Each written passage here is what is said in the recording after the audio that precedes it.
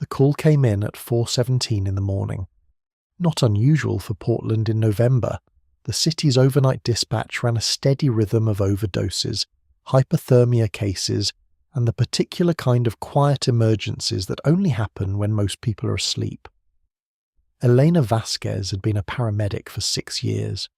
She'd stopped flinching at 4 a.m. calls somewhere around year 2. She pulled on her jacket, grabbed her kit, and stepped into cold air that smelled like rain that hadn't arrived yet.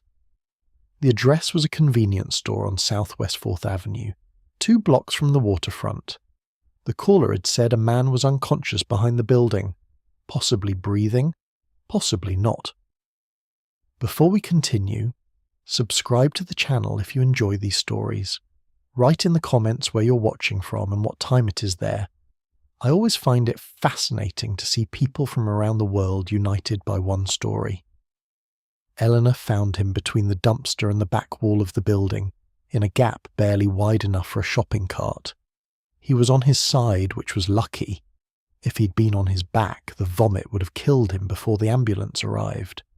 His jacket was a men's dress coat, the kind with notched lapels, now missing 2 buttons and stained in a way that suggested it had been worn continuously for weeks. His shoes were dress shoes too, black. One of them had no lace. She checked his airway first, then his pulse. Then she reached for her penlight and lifted one eyelid, and the pupil contracted the way it does when opioids are involved. Pinpoint, barely there, a black dot in a grey iris. She administered naloxone, standard. She had done it hundreds of times. While she waited for it to work, she held his wrist to monitor his pulse, and that was when she noticed his hands. Most people who end up in this alley, and she had been to this alley before, twice in the past year, have hands that tell a certain story. Cracked skin, broken nails. The particular roughness of someone whose hands have been exposed to cold and street surfaces and not much else. His hands were different. Even now, even filthy, even with a fresh track mark visible on the inner forearm, his hands were the hands of someone who had spent a lifetime in precise, controlled work. The fingers were long and steady even in unconsciousness. The knuckles were clean. The nails, despite everything, were trimmed. She looked at his face. The beard was 3 or 4 weeks old, patchy at the jaw. There was a cut above his left eyebrow, dried, probably 2 days old. His lips were cracked. His cheekbones stood out in a way they were never meant to. The face of someone who had lost 20 or 30 pounds faster than the body was designed to lose it. And then she recognized him. Not immediately. Not the way you recognize someone you know well. It was the way you recognize a landscape you visited once, years ago. First a feeling of wrongness, of something being out of place, and then the slow, terrible arrival of understanding. She'd seen this face before, in a different context, in a different world, so completely removed from this alley that her brain refused to connect them for a full 10 seconds. She'd seen it in a hospital corridor, and in a photograph on the wall of her father's cardiologist's office, and in a local newspaper article her mother had saved because the headline had contained the words, "Saves father's life," and her mother was the kind of person who kept things like that. His name was Dr. Daniel Harrow. 18 months ago, Daniel Harrow had been the most respected cardiothoracic surgeon in the city of Portland. His hands, the ones she was holding right now, monitoring a pulse that was too slow and too thin, had performed over 2,300 open-heart operations. His mortality rate was 1.2% in a field where 3% was considered excellent. He had a waiting list of patients who came from as far as Seattle and San Francisco because their own surgeons had told them that if they wanted the best outcome, they should wait for Harrow. The naloxone was working. His breathing was changing. Faster now, shallower, the body fighting its way back to the surface. His fingers twitched. Eleanor did not let go of his hand. She'd been 14 years old when her father went into emergency surgery at Providence Heart and Vascular Institute. Her father, Marcos Vasquez, a union electrician who had never spent a night in a hospital in his life, had collapsed at a job site with a dissected aorta, a rupture in the body's main artery, the kind that kills most people before they reach the operating room. The surgeon who met them at the ER entrance, who scrubbed in within 11 minutes of the ambulance arriving, who spent the next 6 hours repairing the artery, while Elena and her mother sat in a waiting room that smelled like burnt coffee and industrial carpet. That surgeon was Daniel Harrow. Her father was alive. He was 61 years old and still working, and he was alive because of the hand she was holding in a filthy alley at 4:17 in the morning. Daniel's eyes opened. They didn't focus right away. They moved in that slow, uncertain way that eyes move when the brain is still swimming up from somewhere very deep, processing light before meaning, sensation before thought. He looked at the sky, which was a flat grey-black above the alley walls. Then he looked at Elena. Then he looked at his own arm, where the naloxone had been administered, and whatever he saw there told him everything he needed to know about where he was and what had happened. He did not try to run. He did not speak. He closed his eyes again, and this time it was not the opioids pulling him under. It was something else, something that looked, from the outside, like a man deciding whether to come back. The second ambulance crew arrived 4 minutes later. They loaded him onto the stretcher. Standard procedure. Eleanor rode with them to the hospital, which was also not standard procedure, but nobody questioned it. She sat beside him the entire way. She held his hand. The surgeon's hand, the steady hand, the hand that had reached inside a chest cavity and held a human heart while it was stopped and cooling and waiting for repair. 18 months. That was the distance between the man in the newspaper article and the man on the stretcher. Not years, not a decade of slow decline, the kind that people can watch and partially understand. 18 months from the top of the city's medical hierarchy to an alley behind a convenience store. And the question that Elena couldn't stop turning over, riding through dark streets in the back of an ambulance, was not how someone falls that far. The question was, what pushes them? Daniel Harrow grew up in a house where the hot water heater broke twice a year and got fixed both times by his father, who believed that calling a repairman was a form of personal failure. The house was in Eugene, Oregon, 40 minutes from the Pacific, in a neighborhood where the defining sound was the 6 a.m. shift change at the paper mill 3 blocks over. His father, Gary Harrow, was a diesel mechanic who could rebuild a transmission in a driveway in February without complaining. His mother, Judith, worked the front desk at Jefferson Middle School for 22 years and knew the name of every student who passed through those doors. They were not poor. They were the specific American kind of not poor that meant everything worked until it didn't, and when it didn't, you fixed it yourself. Daniel was the second of 3 children, and the only one who treated school like an emergency, not because anyone pushed him. His older sister became a dental hygienist. His younger brother drove long-haul freight. Daniel was different in a way the family noticed early but never quite named. He read the encyclopedia for pleasure at age 9, not out of any performing for adults instinct, but because the gaps between what he knew and what existed bothered him physically, the way a splinter bothers a finger. He graduated valedictorian from South Eugene High School in 1982.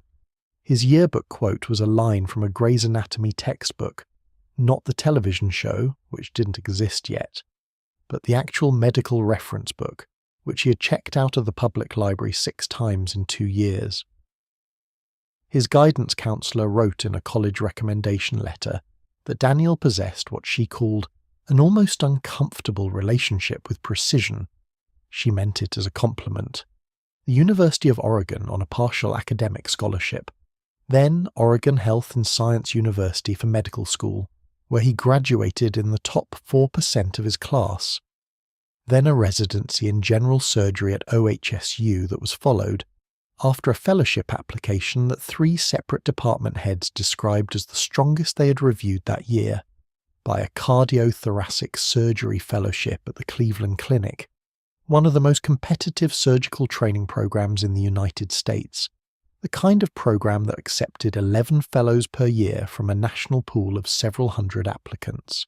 He matched on his first attempt. He was 29 years old. The Cleveland years were a specific kind of brutal that surgeons don't discuss outside their own company. 36-hour shifts, procedures that lasted until the body stopped being something you could feel. A culture of surgical training that in the 1990s still operated on the implicit belief that suffering produced competence, that exhaustion and pressure were pedagogical tools, not liabilities. Daniel absorbed all of it. He kept a notebook in his breast pocket during rounds and wrote down not just clinical information, but the precise sequences of decisions his attending surgeons made, and why, and what the alternatives had been. He filled 14 of those notebooks over 3 years. He brought them back to Portland when the fellowship ended. Providence Heart and Vascular Institute hired him in 1994. He was 31. His first month, he performed 8 independent procedures. By his 3rd year, he was performing more than 200 per year.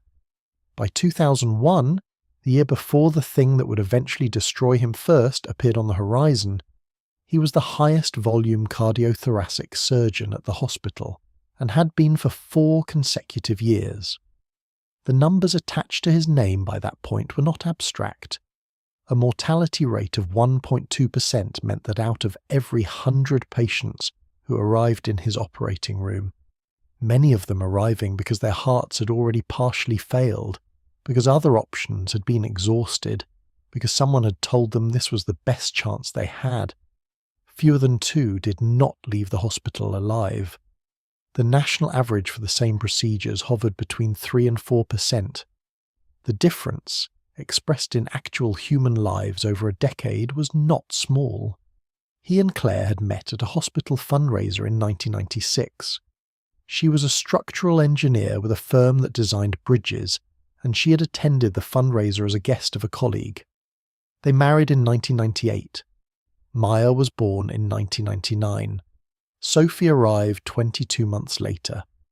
The family moved into a house in the West Hills, not ostentatious, but substantial, with a back deck that looked out over the city, and a kitchen Claire had redesigned herself because she had opinions about load-bearing walls that most architects found either impressive or exhausting, depending on the context.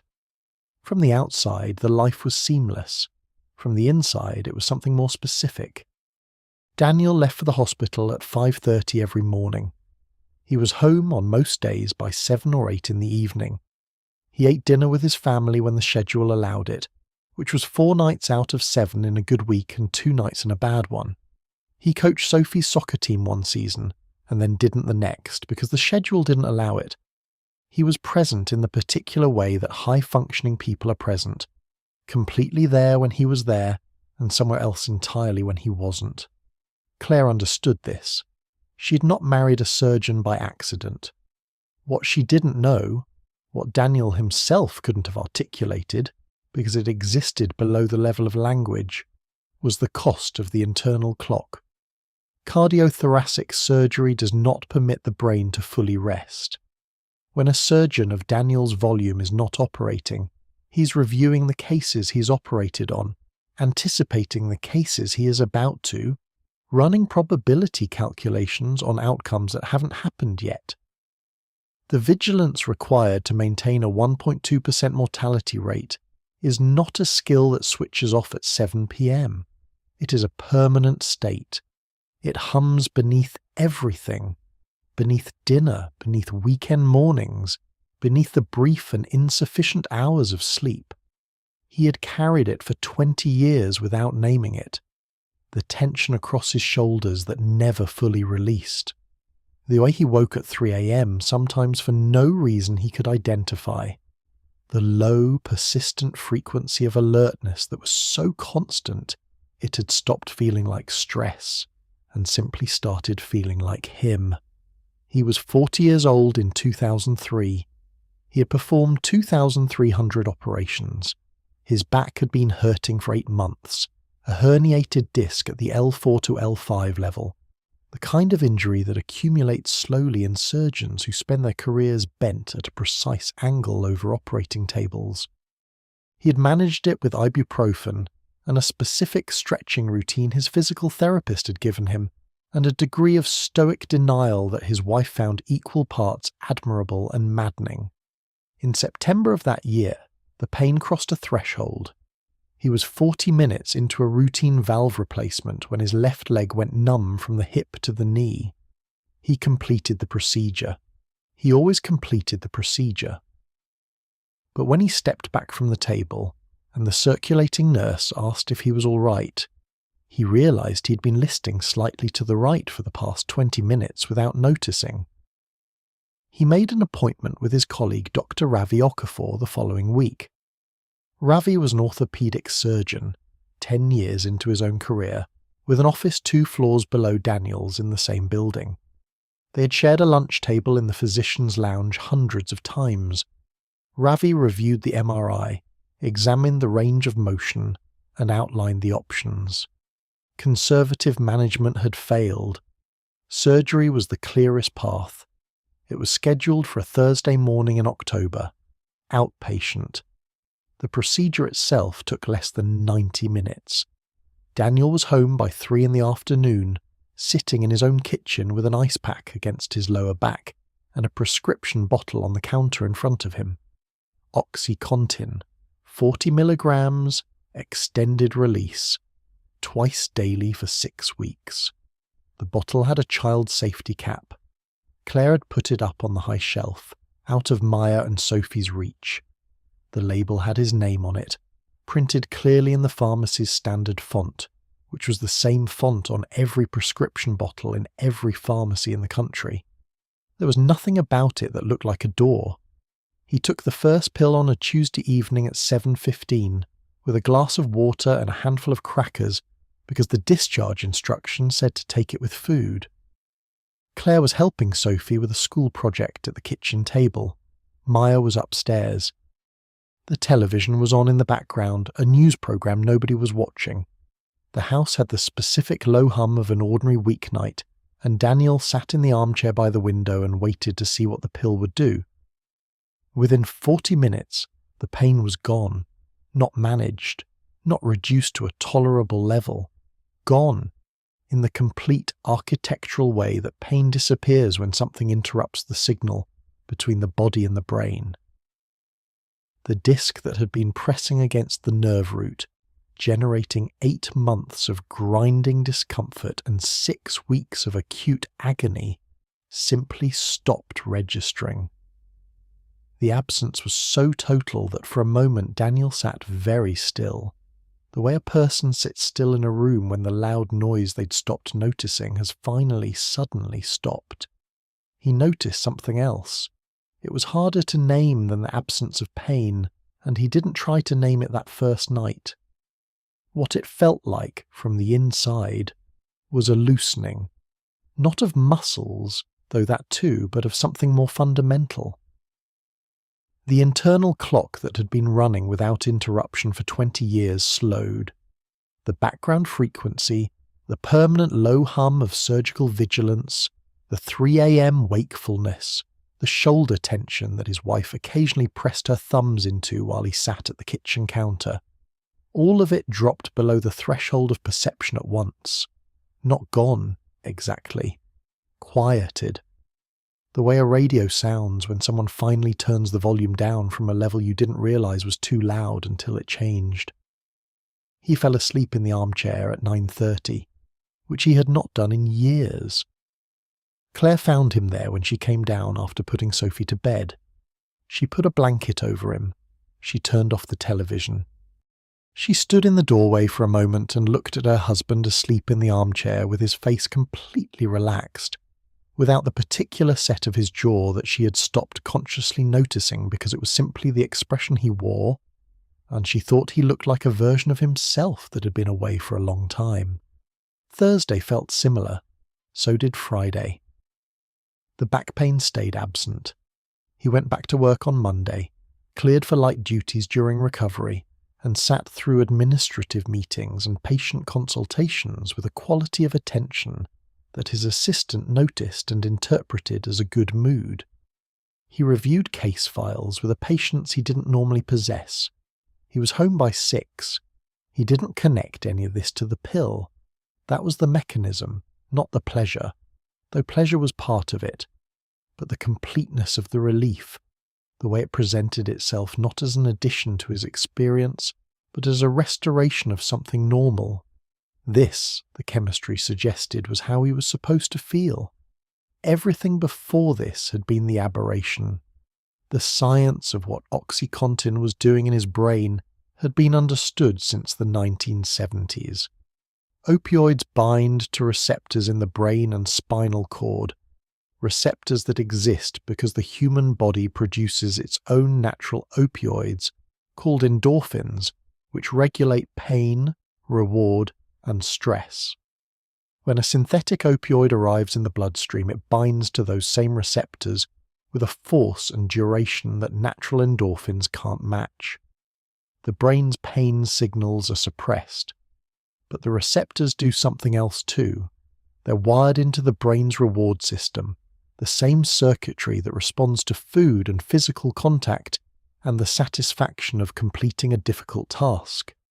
Flood those receptors with a synthetic compound powerful enough to overwhelm them, and the brain registers not just the absence of pain, but something that registers as fundamentally correct. For most people, this feeling is pleasant and temporary, and under normal conditions not particularly dangerous. For a subset of people, and the critical word is subset, because not everyone who takes an opioid becomes addicted, and the factors that determine who does are still not fully mapped. The brain's response is different in degree rather than kind. The reward signal is stronger. The memory of the relief encodes more deeply. The contrast between medicated and unmedicated states feels more extreme.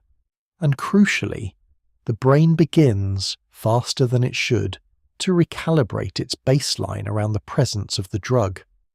Purdue Pharma, the company that manufactured OxyContin, knew all of this.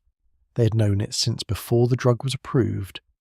OxyContin was introduced to the market in 1996 with a Food and Drug Administration label that included a claim that had never appeared on an opioid label before, that the drug's extended release formula meant it was less likely to be abused than immediate release opioids. The logic was that the slow, controlled release of oxycodone over 12 hours would prevent the sharp spikes of euphoria that triggered addictive behavior. The claim was presented as established science. It was not established science. It was a hypothesis, built on limited data that had never been tested in the kind of long-term clinical trials that would have revealed what actually happened when patients took the drug continuously for months. The less than 1% addiction figure that Purdue's sales representatives repeated in physicians' offices across the country came from a single paragraph, 5 sentences, in a letter published in the New England Journal of Medicine in 1980. The letter described a brief observation of hospitalized patients given opioids for acute pain. It was not a study. It had no control group. It did not follow patients after discharge. Its author later said publicly that the citation had been taken completely out of context. None of that mattered in 2003 because none of the physicians being handed the Purdue sales literature knew any of it. Ravi Okafor didn't know it. He had prescribed OxyContin to surgical patients dozens of times. He had attended a continuing medical education conference in 2001, where a speaker, later identified as a paid Purdue consultant, had presented data on post-surgical pain management that placed OxyContin as the preferred option for moderate to severe recovery pain. The presentation looked like independent research. It was not independent research. But Ravi had no mechanism for knowing that, and no reason to suspect it. And when he wrote Daniel's prescription, he was doing exactly what the available medical consensus told him to do. Daniel's 6-week prescription contained 84 pills. He took them as directed for the first 3 weeks. By week 4, the back pain had largely resolved. The surgical site was healing, the nerve compression was reduced, the physical reason for the prescription was becoming historical. But somewhere in the 4th week, Daniel noticed that taking the pill at 7 p.m. instead of 8 p.m. meant he slept better, and taking it at 6:30 was better still. He wasn't increasing the dose, he was just adjusting the timing, a rational, optimization-oriented mind finding efficiencies in a system. Nothing about that felt significant. Week 5, 17 pills remaining. The back was fine. He had a follow-up scheduled with Ravi for the end of week 6, at which point the prescription would end and recovery would be considered complete. He knew the prescription was ending. He knew the pills were finite. He had the specific self-awareness of someone who has watched patients navigate difficult recoveries and understood intellectually how dependency develops. That was the part that made no difference. Because what Daniel Harrow did not know, what no one had told him, because the literature given to prescribing physicians systematically omitted it, was that physical dependence on opioids can develop in as little as 4 to 6 weeks of regular use, at any dose, in any patient, regardless of their psychology or their willpower or their professional understanding of addiction. The brain doesn't require weakness to reorganize itself around a substance. It only requires time and repetition. It is not a character judgment. It is cellular biology. The neurons adapt. The natural endorphin system downregulates because the synthetic substitute has been doing its job for long enough that the brain stops doing it. By the time week 5 arrived, Daniel's brain had quietly, invisibly, without any symptom he could have identified, recalibrated its chemistry around the presence of oxycodone. He didn't know this the morning he swallowed the second-to-last pill. He found out 3 days later. The prescription ended on a Thursday. He took the last pill Thursday morning. By Friday evening, he couldn't explain why he felt wrong. Not painful. Wrong. His skin felt too tight. He was restless in a way that had no object, no cause he could locate. He ate dinner with his family and tasted nothing. He went to bed at 10 and lay awake until 2, and the sleeplessness was different from his usual 3 a.m. wakefulness. This was a crawling, electrical restlessness in his legs that made stillness feel physically impossible. Saturday was worse. His back hurt again, or something hurt where his back was, though Ravi had confirmed the surgical site was fully healed. He was irritable in a way that he recognized from the outside but couldn't manage from the inside. Claire asked him twice if he was all right, and both times he told her it was stress from returning to full caseload, and both times he believed what he was saying. Sunday morning he sat at the kitchen counter and stared at the empty prescription bottle for a long time. He picked up his phone and called Ravi. Ravi called back within the hour. Daniel described his symptoms carefully, the way a physician describes symptoms, systematically, without dramatization, with the specific vocabulary of someone who had spent decades translating physical experience into clinical language. Restless legs, disrupted sleep, diffuse musculoskeletal discomfort that didn't localize precisely to the surgical site, mild diaphoresis overnight, irritability without identifiable cause. Ravi listened. Ravi had no reason to hear what he was actually hearing. He called it rebound pain, a recognized phenomenon in post-surgical recovery, where the inflammatory response, temporarily suppressed, reasserts itself as the analgesic clears the system. He renewed the prescription for 2 more weeks, 40 milligrams, twice daily. He noted in Daniel's chart that recovery was progressing normally. The call lasted 9 minutes. Daniel drove to the pharmacy within the hour, and when he swallowed the first pill of the new prescription that Sunday afternoon, the restlessness in his legs began to ease within 30 minutes. He noticed how fast it worked. He noticed that he noticed. That was the moment, though he wouldn't understand it as a moment for months. Not the first pill, not the relief. The noticing, the precise clinical part of his brain registering that the gap between discomfort and relief was the same gap as the one between hunger and eating, between holding a breath and releasing it. His brain had learned something. The learning was complete and irreversible and entirely invisible to him. To understand what OxyContin was doing inside Daniel Harrow's body by this point, it helps to understand what opioids do to the brain over time, not in abstract terms, but in the specific mechanical way that a surgeon understands anatomy. The brain contains a structure called the nucleus accumbens, sometimes called the brain's reward center, which releases a chemical called dopamine in response to experiences the brain categorizes as beneficial: food, physical contact, achievement, survival. These all trigger dopamine release. The signal says, "Do this again." The brain encodes the memory and builds motivation around repeating the experience. Opioids hijack this system with a force that natural rewards cannot approach. A meal might trigger a dopamine spike of perhaps 100 units, an approximate figure, but useful for scale.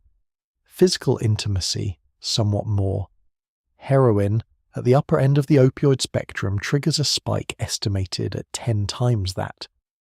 Prescription oxycodone at therapeutic doses sits lower, but still dramatically higher than anything the brain generates on its own.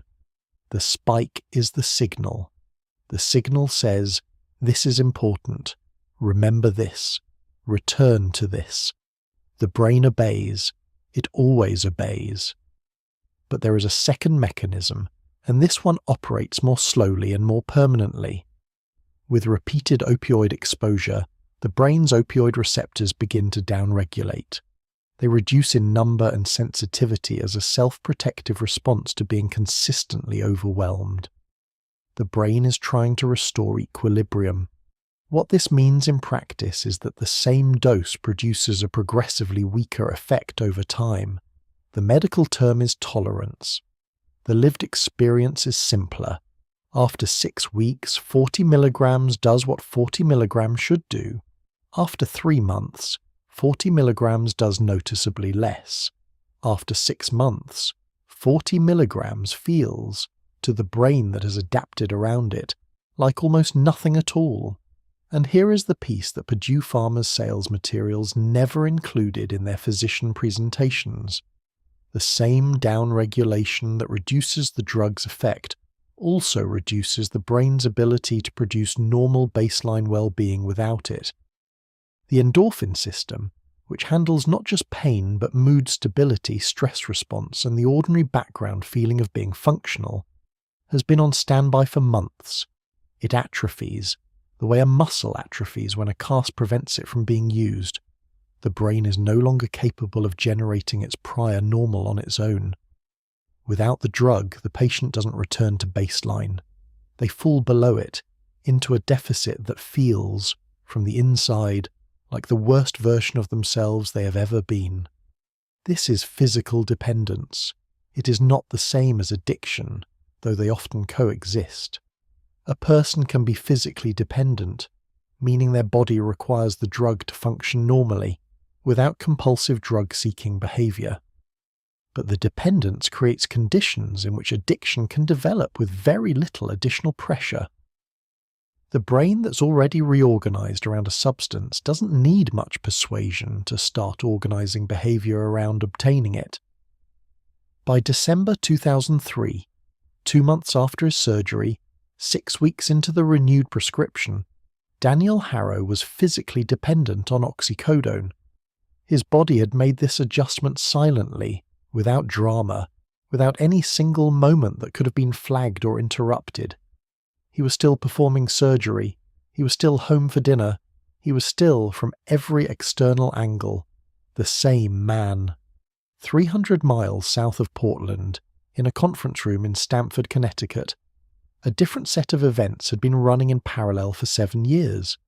Purdue Pharma had launched OxyContin in 1996 with a sales strategy that its own internal documents would later describe as unprecedented in the pharmaceutical industry. The company hired an army of sales representatives, at its peak, more than 900 of them, and deployed them specifically to physicians who were high prescribers of opioids. Not to pain clinics, not to oncologists managing terminal cancer patients, but to general practitioners, family doctors, and surgeons in rural and suburban markets where the drug's predecessor medications had been undersupplied and where patients had been undertreated for pain. The pitch was compassionate. It was framed as a correction to years of undertreatment. Pain, the sales representatives explained, was the fifth vital sign, a term the American Pain Society had introduced in 1996, the same year OxyContin launched, with support from pharmaceutical funding. Patients had been suffering unnecessarily because physicians were too cautious about prescribing opioids. OxyContin was safe, effective, and uniquely resistant to abuse. The less than 1% addiction statistic appeared in laminated materials left on physicians' desks across the country. The sales representatives were paid bonuses tied directly to the prescription volume generated in their territories. In 2001 alone, Purdue paid out $40 million in sales bonuses. The representative covering the Portland metropolitan area in 2003 was a 26-year-old named Todd Brennan. No advanced medical training, a degree in communications from a state university in Ohio, 3 weeks of in-house training before his first physician visit. He called on Providence Heart and Vascular Institute 4 times that year. He left materials, samples of patient education pamphlets, and a branded pen set in the physician's lounge. He had a monthly prescription target for the Portland territory. He was 12% above it by September. He had never heard of Daniel Harrow. Their paths never crossed directly. They didn't need to. Inside Purdue, by late 2001, a problem had become impossible to ignore internally, even as it was being aggressively managed externally. Reports of OxyContin abuse were accumulating in the company's own adverse event database, the internal system where concerning reports from patients, physicians, and pharmacies were logged. Rural communities in Appalachia were seeing prescription opioid overdose rates that had no precedent. Emergency room data from Kentucky, West Virginia, and Maine showed OxyContin appearing in toxicology reports at rates that didn't match legitimate prescription levels. The drug was being crushed, dissolved, injected. It was on the street being sold by the milligram, circulating through communities that had never been near a pain clinic. A woman named Karen White had been working in Purdue's Medical Affairs Division since 1999. Her job involved reviewing the adverse event reports, the incoming stream of concerning cases, which she was required to analyze for patterns and escalate if those patterns suggested a safety signal. By mid-2001, she'd prepared 3 internal memos documenting what she believed was an unmistakable safety signal. The rate of reported abuse and diversion far exceeded what the less than 1% claim could absorb. The pattern was not random. It was geographical, it was consistent, and it was accelerating. The first memo was reviewed and filed without action. The second was returned with editorial notes that softened its conclusions. The third was never formally acknowledged.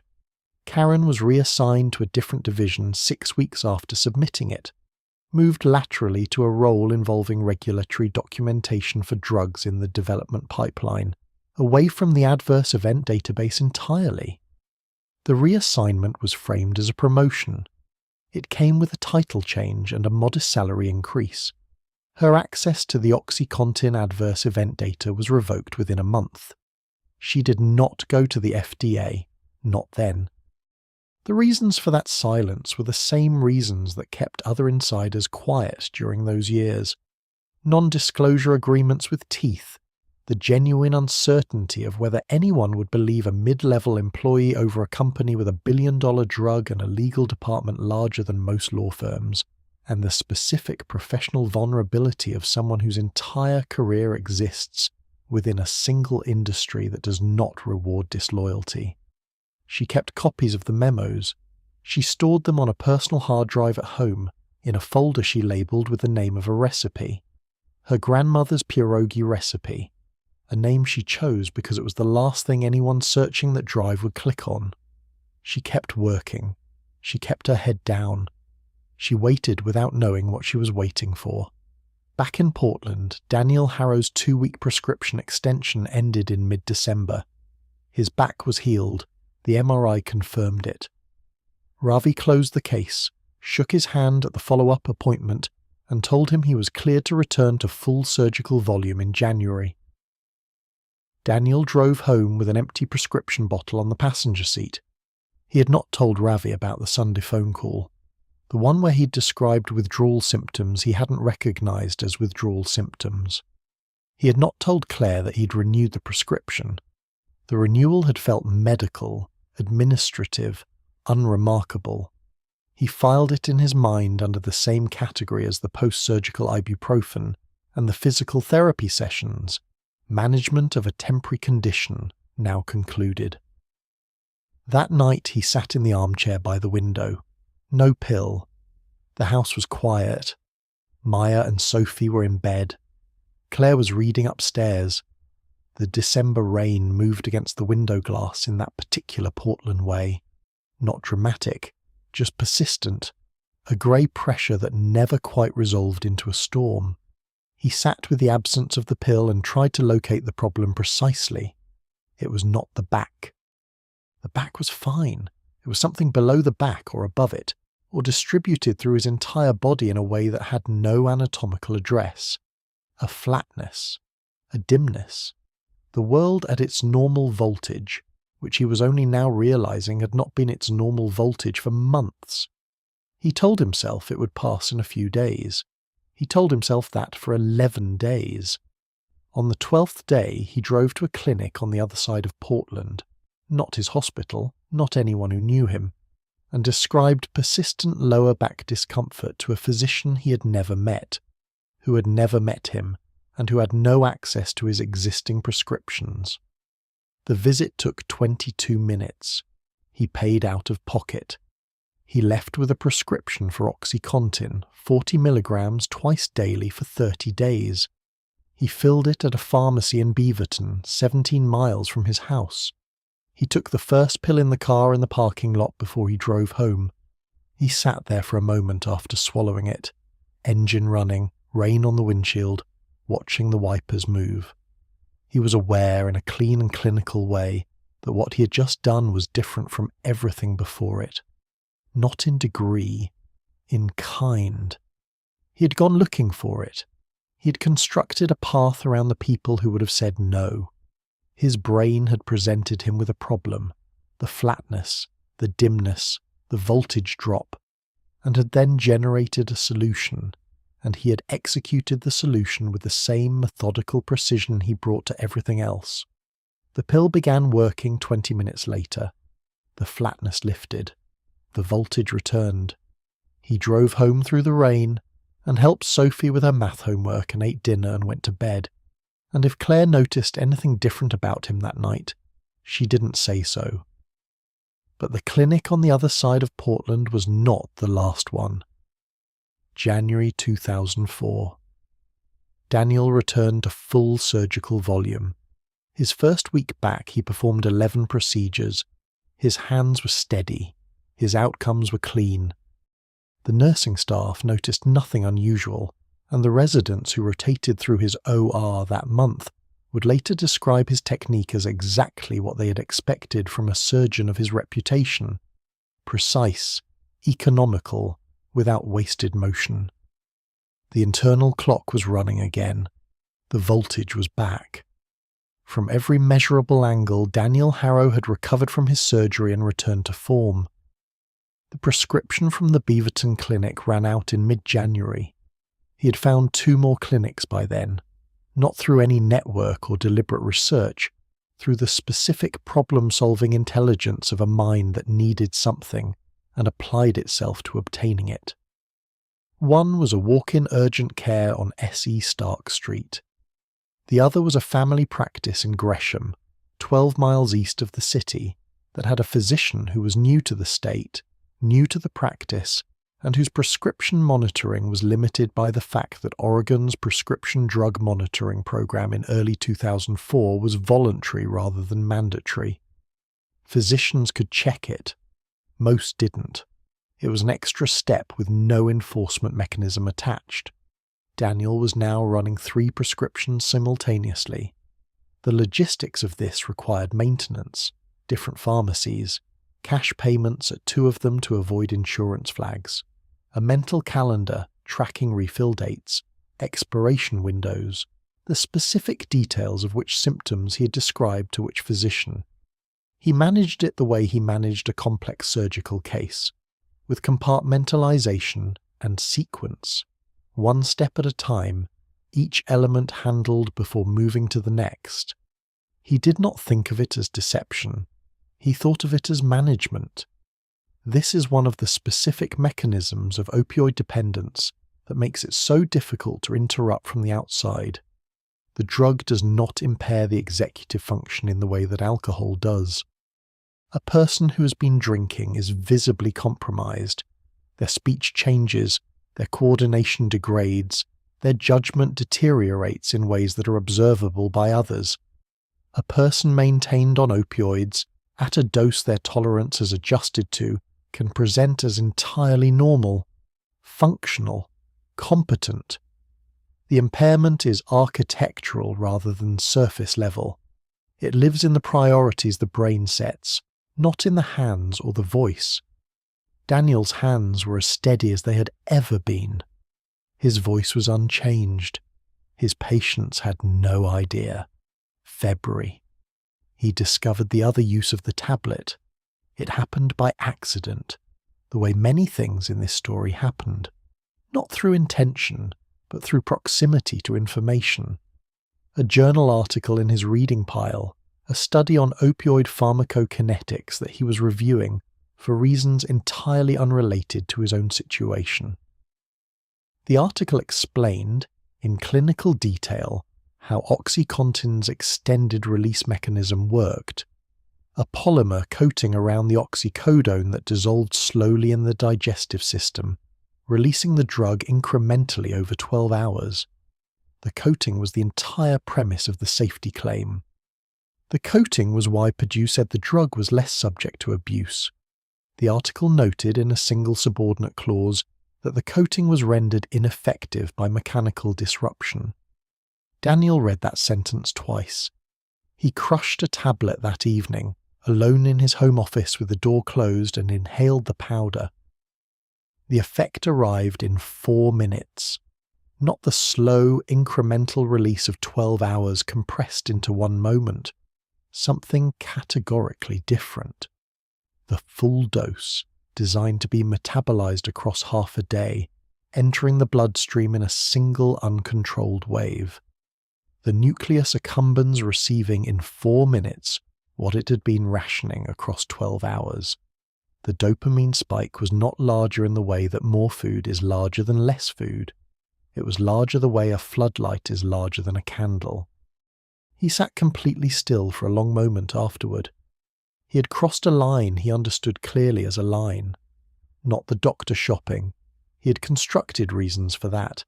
A scaffolding of justification about undertreated pain and bureaucratic prescription systems that his intellect had built, and his dependents had then moved into. This required no scaffolding. He knew what it was. He sat with that knowledge for approximately 90 seconds, and then the wave arrived fully, and the knowledge receded the way everything receded when the wave arrived, and he didn't think about the line again that night.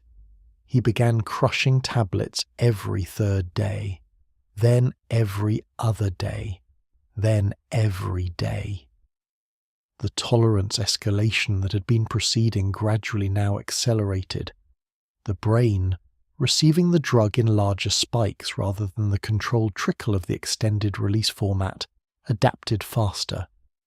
The downregulation of opioid receptors moved at a new speed. What had taken months to develop was now developing in weeks. By March, he needed more than his 3 prescriptions combined could supply to maintain the functional baseline that had, somewhere in the past 5 months, become his new normal. He found a 4th source, a former patient, a man named Gerald Pitt, who had undergone a bypass 3 years earlier, and who, in the way that some patients do, had kept in occasional contact with the surgeon who had saved him. Gerald had chronic pain from a separate condition. He had a legitimate prescription. He had surplus pills from months when his pain was better managed. He sold them. Not as a business, as a favour, first to a cousin, then to a neighbour, then to Daniel, who had mentioned the back pain in a phone call that Gerald had initiated to wish him a happy new year, and the conversation had moved in a direction that neither of them had planned. 40 milligrams from Gerald cost $20 a pill. Daniel was taking by this point the equivalent of 200 milligrams of OxyContin per day. The math was not sustainable. At the hospital, the first sign appeared in March. It was not dramatic. It was a scheduling anomaly, nothing more. Daniel had been double booking his surgical calendar at a rate that exceeded what his actual OR time allowed. A pattern that his surgical coordinator, a woman named Beverly Torres who had worked with him for 6 years, flagged in a weekly administrative email. She assumed it was a clerical error. She had never had reason to doubt his administrative competence before.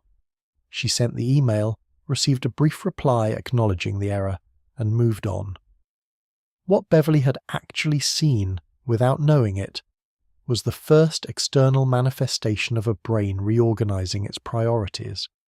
Daniel had always managed his calendar with the same precision he brought to the OR. The double bookings were not clerical. They were the result of his attention moving, not dramatically, not in a way that showed at the operating table, but in the background, where the mental energy required to maintain 3 prescriptions, a 4th illegal source, a concealment strategy at home, and a functional surgical career had begun to exceed the available bandwidth. The brain manages competing demands through prioritization.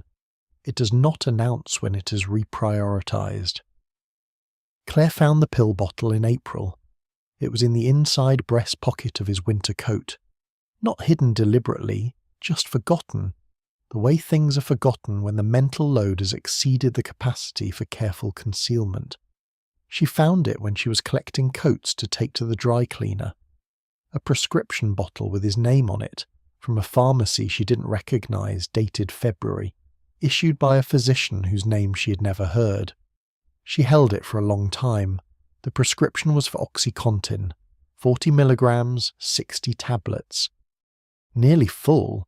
He had shifted most of his intake to the crushed method by then, and this particular bottle was from a period when his supply had been sufficient enough that he hadn't needed to draw from it. She put it back in the pocket. She put the coat in the dry cleaning bag. She did not say anything that evening, or the evening after, or the evening after that. The 3 weeks that followed were the quietest 3 weeks in the Harrow house in years. Claire was not silent because she didn't know.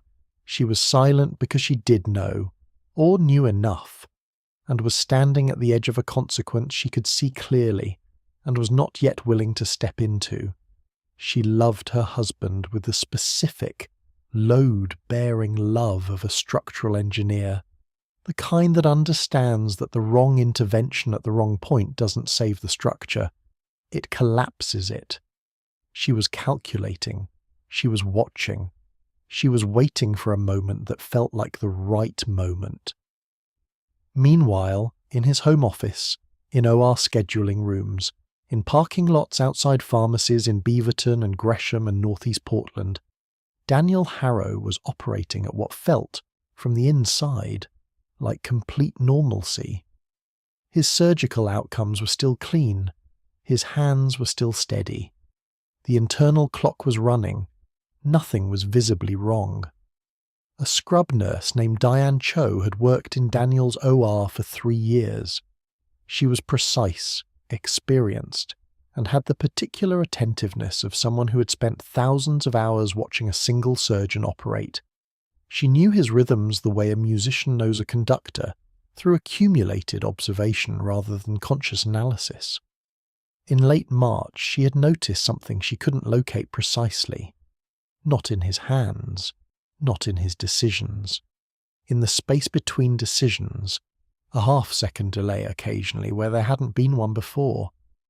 An almost imperceptible lag between stimulus and response, like a computer running one too many programs in the background. She mentioned it to no one. She wasn't certain enough, and the outcomes were clean. That was the gap the system ran through, the space between something being wrong and something being provably wrong, between a feeling that couldn't be documented and a number that could. In that gap, Daniel Harrow continued to operate. He continued to prescribe.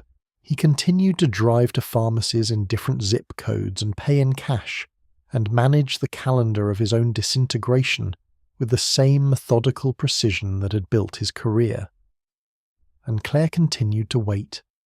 What she didn't know, what would have changed the calculation entirely, was that the pill bottle she had found in his coat pocket represented a fraction of what was actually happening. She had found one bottle. There were 4 sources. She'd seen the edge of a map whose interior she had no way to imagine, and she was making decisions based on the edge. The right moment she was waiting for was already 3 months behind her.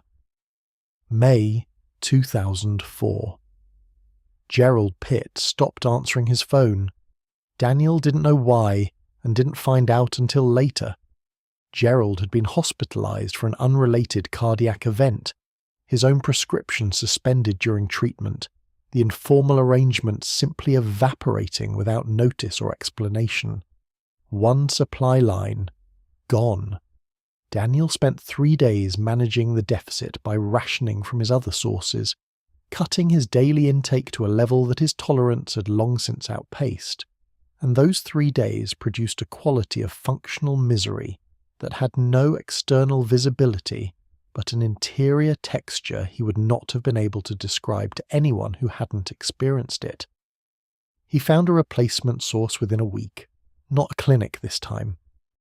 A man he met in the parking lot of the Southeast Stark Street Urgent Care, someone who had been watching the pattern of who came and went from that particular clinic with the specific attentiveness of someone running a business. The transaction happened in 4 minutes. The price was $30 per 80 milligram tablet, which was the higher dose formulation, and Daniel bought 20 of them and sat in his car afterward with a paper bag on the passenger seat, and understood, with complete clarity, that he had just purchased controlled substances from a street dealer in a parking lot. He drove to the hospital. He performed 2 procedures that afternoon. Both went cleanly. The cost of his habit had reached approximately $4,000 a month by May. His salary as a senior attending surgeon was substantial. He had never needed to think carefully about money before. Now he was thinking about it constantly. The way he had never had to think about it growing up in Eugene. The way his father thought about it when the hot water heater broke, as an immediate and material constraint on what was possible. He began moving money between accounts. Small amounts, irregular transfers, nothing that would trigger an automatic flag. He understood financial systems the way he understood prescription monitoring systems, as structures with specific thresholds and specific blind spots. Claire managed their household accounts. She had not yet looked closely enough to see the transfers, but she was a structural engineer. She understood load distribution. She'd been watching the overall structure of her marriage for weeks with a professional eye, and she could feel, without yet being able to point to the specific member, that something was bearing weight it wasn't designed for. The summer arrived, and the concealment became more intricate. Daniel had by this point developed a set of routines that organized his day around supply management in the way that a second job organizes a day, with specific time allocations, geographic planning, and a mental map of which sources were currently active, which were running low, and which needed to be cultivated or replaced. He kept nothing written down.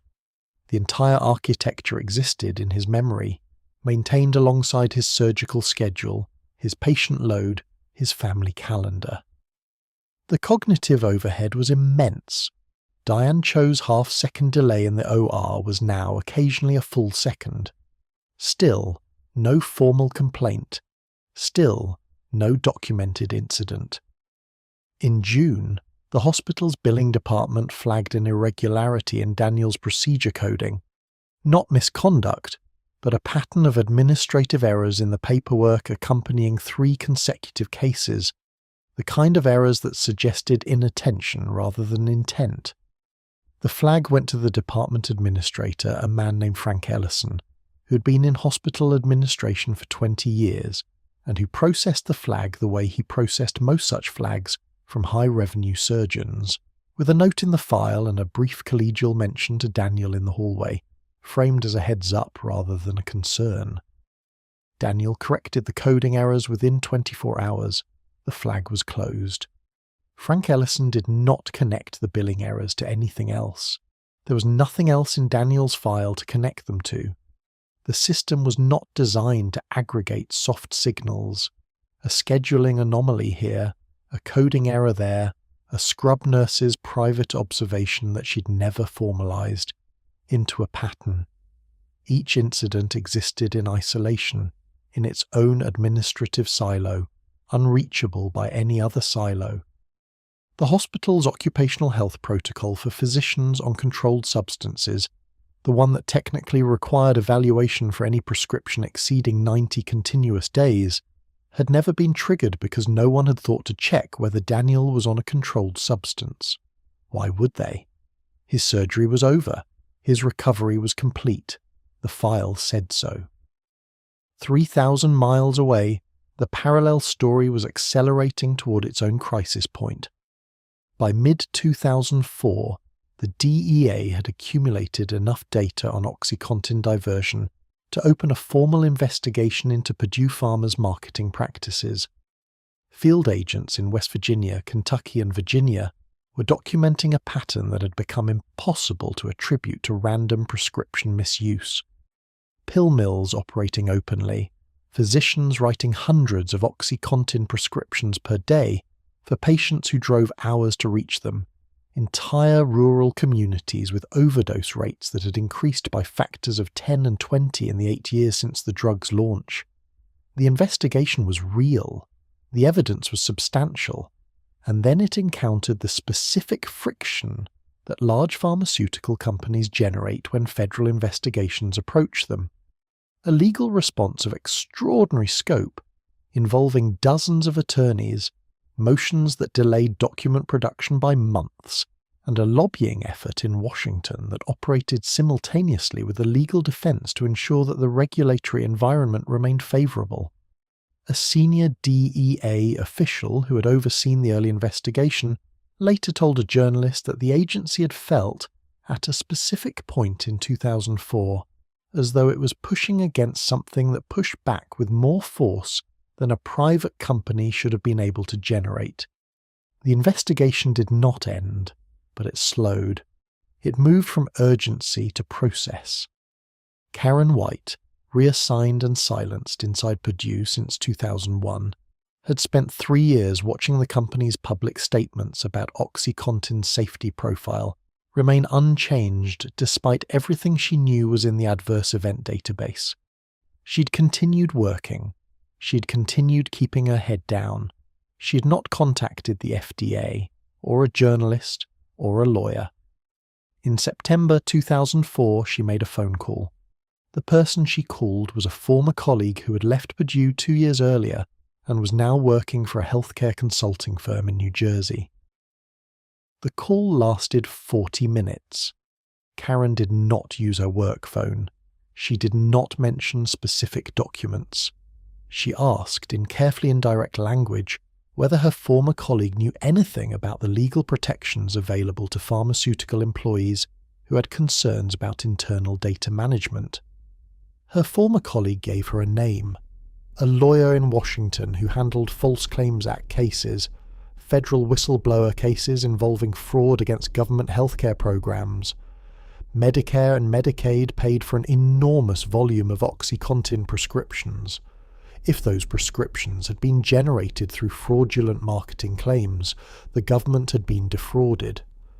The False Claims Act allowed private individuals to bring suit on behalf of the government and receive a percentage of any recovery. Karen wrote the lawyer's name on a piece of paper and put it in the pocket of her coat. She did not call him for another 4 months. The gap between knowing what to do and being able to do it was its own kind of paralysis, and she lived inside it through the fall of 2004, while the adverse event database she no longer had access to continued filling with names. Back in Portland, September arrived with a particular quality of pressure. Daniel's tolerance had reached a level that his available supply could no longer reliably meet. He was spending, on some weeks, close to $6,000. The account transfers had become larger and more frequent. He had sold 2 investments, a mutual fund account, a bond portfolio, telling Claire the money had been moved to a different instrument with better returns, a lie that required a follow-up lie about the institution, and then a third lie to cover the second when she asked for a statement. The lies were not sloppy. They were constructed with the same care he brought to everything. But they were multiplying, and multiplying things require increasing maintenance. Claire had found the first pill bottle in April. It was now September. She had spent 5 months watching, calculating, waiting for her moment. She had seen the sleep disruption. He was waking at 3 a.m. again, not lying still but moving, restless, sometimes getting up entirely and not returning for hours. She had noticed the food.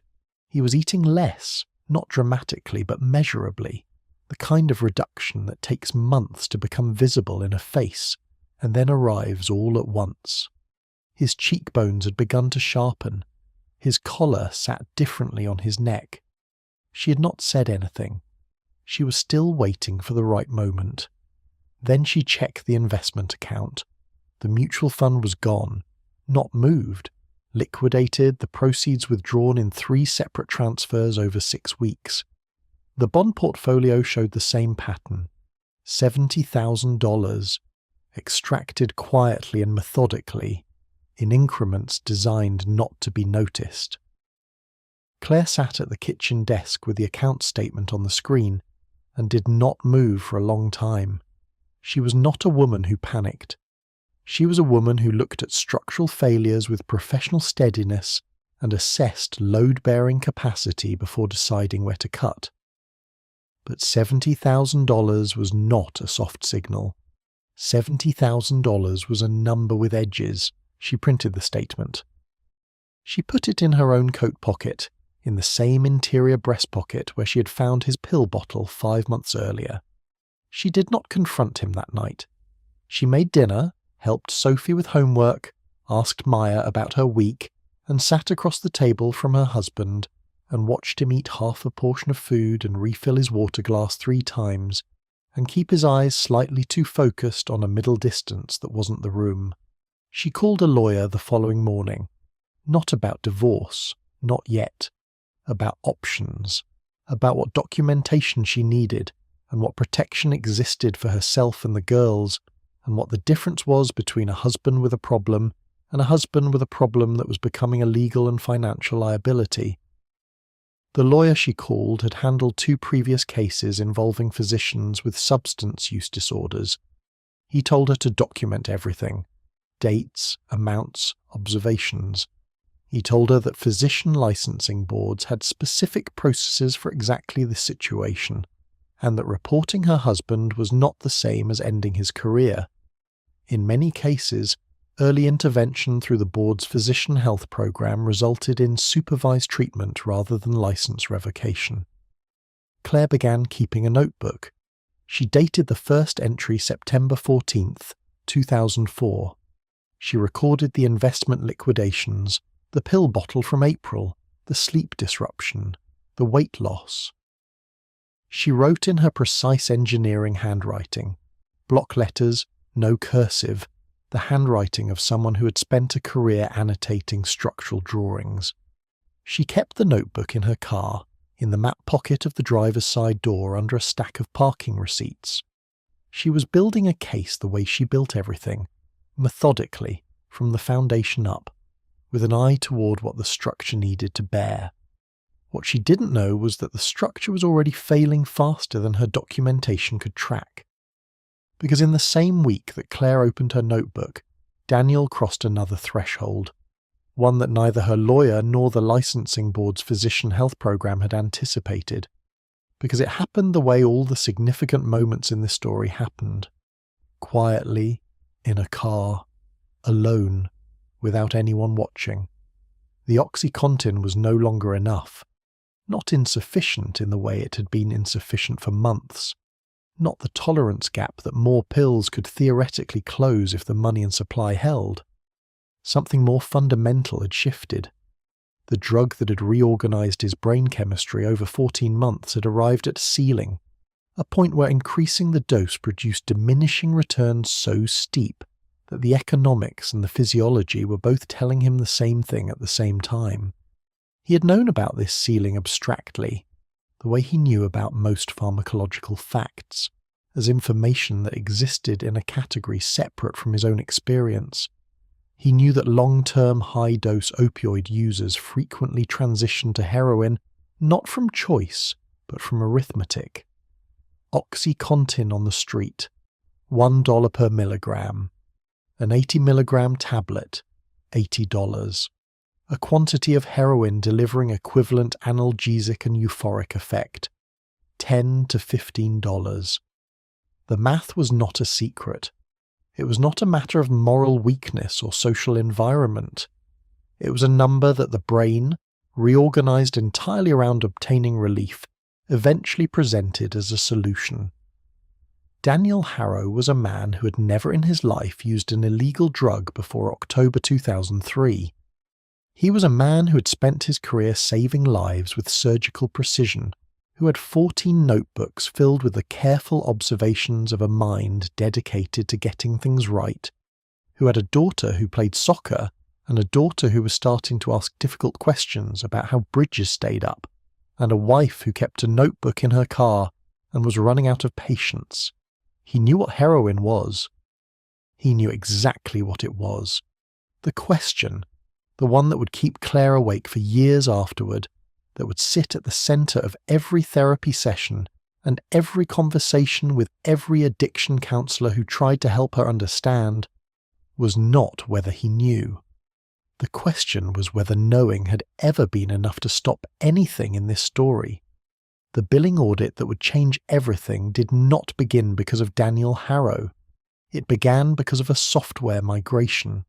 In October 2004, Providence Heart and Vascular Institute switched to a new electronic health record system, a transition that had been planned for 18 months, delayed twice, and finally executed over a single weekend in early October, when patient volume was lowest.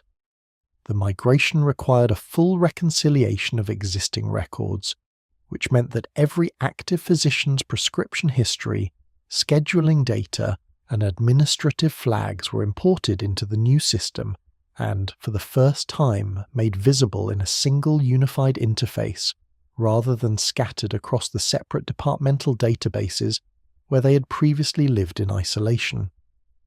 The IT contractor who ran the reconciliation was not a physician. He was a database administrator from Seattle named Paul Chung, 28 years old, 3 weeks into a 6-week contract. He was not looking for anything in particular when he ran the standard data integrity check on the physician records. He was looking for corrupted fields, duplicate entries, import errors, the ordinary debris of moving large data sets between systems. What he found instead was a pattern that the old system's architecture had made structurally invisible. The new system displayed each physician's records in a unified timeline. Every prescription written, every administrative flag, every scheduling note, every occupational health interaction, laid out chronologically in a single view. Paul flagged 3 physician records for what the system categorized as data anomalies. meaning the records contained internal inconsistencies that the automated check couldn't resolve. He sent the flags to the hospital's compliance office as a standard part of the reconciliation report, the same way he would flag a corrupted field or a duplicate patient ED. He finished his contract. He went back to Seattle. He never learned what the flags contained. Dr. Patricia Nguyen had been Providence's chief of staff for 6 years. She was 53, trained at Johns Hopkins with a background in internal medicine and a reputation for running a department with the specific combination of institutional loyalty and unsentimental pragmatism that hospital administration requires. She received Paul Chung's reconciliation report on a Monday morning and assigned it to her deputy, who reviewed the flagged records and brought them back to her desk by Wednesday afternoon. She read Daniel Harrow's unified record first, because his name appeared first alphabetically among the 3 flagged physicians. She read it for 11 minutes without interruption. What the unified timeline showed, assembled in one place for the first time, was a picture that no individual piece had suggested. The scheduling anomaly Beverly Torres had flagged in January, visible. Frank Ellison's billing flag from June, visible. Diane Cho had never filed a formal report, so her observation wasn't there. But something else was. The occupational health module, which under the new system automatically cross-referenced a physician's active prescriptions against their employment records, had generated an automatic alert. The alert noted that Daniel Harrow had no current active prescription on file with the hospital's occupational health office, which was standard. Most physicians didn't register personal prescriptions with occupational health, but that the hospital's own pharmacy, where physicians could fill personal prescriptions at a staff discount, showed no fills for Daniel Harrow in the past 14 months. This was not by itself significant. What made it significant was a separate field in the new system, a voluntary disclosure checkbox that physicians completed during annual credentialing, asking whether they were currently taking any controlled substances that might affect patient care. Daniel had checked the box marked No at his most recent credentialing, completed in August 2004. The compliance module flagged this against a data pull from the Oregon Prescription Drug Monitoring Program, which the hospital had just gained automated access to as part of the new system's integration features. The monitoring program showed 6 active opioid prescriptions in Daniel Harrow's name across 4 separate prescribing physicians in the past 8 months. Patricia Nguyen read that line twice. Then she pulled the other 2 flagged physician records. The second physician was a vascular surgeon named Dr. Thomas Reed, 51 years old, 17 years at the hospital.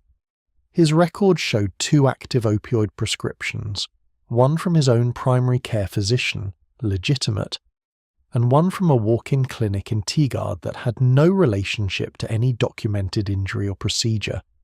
His scheduling showed no anomalies. His outcomes were clean.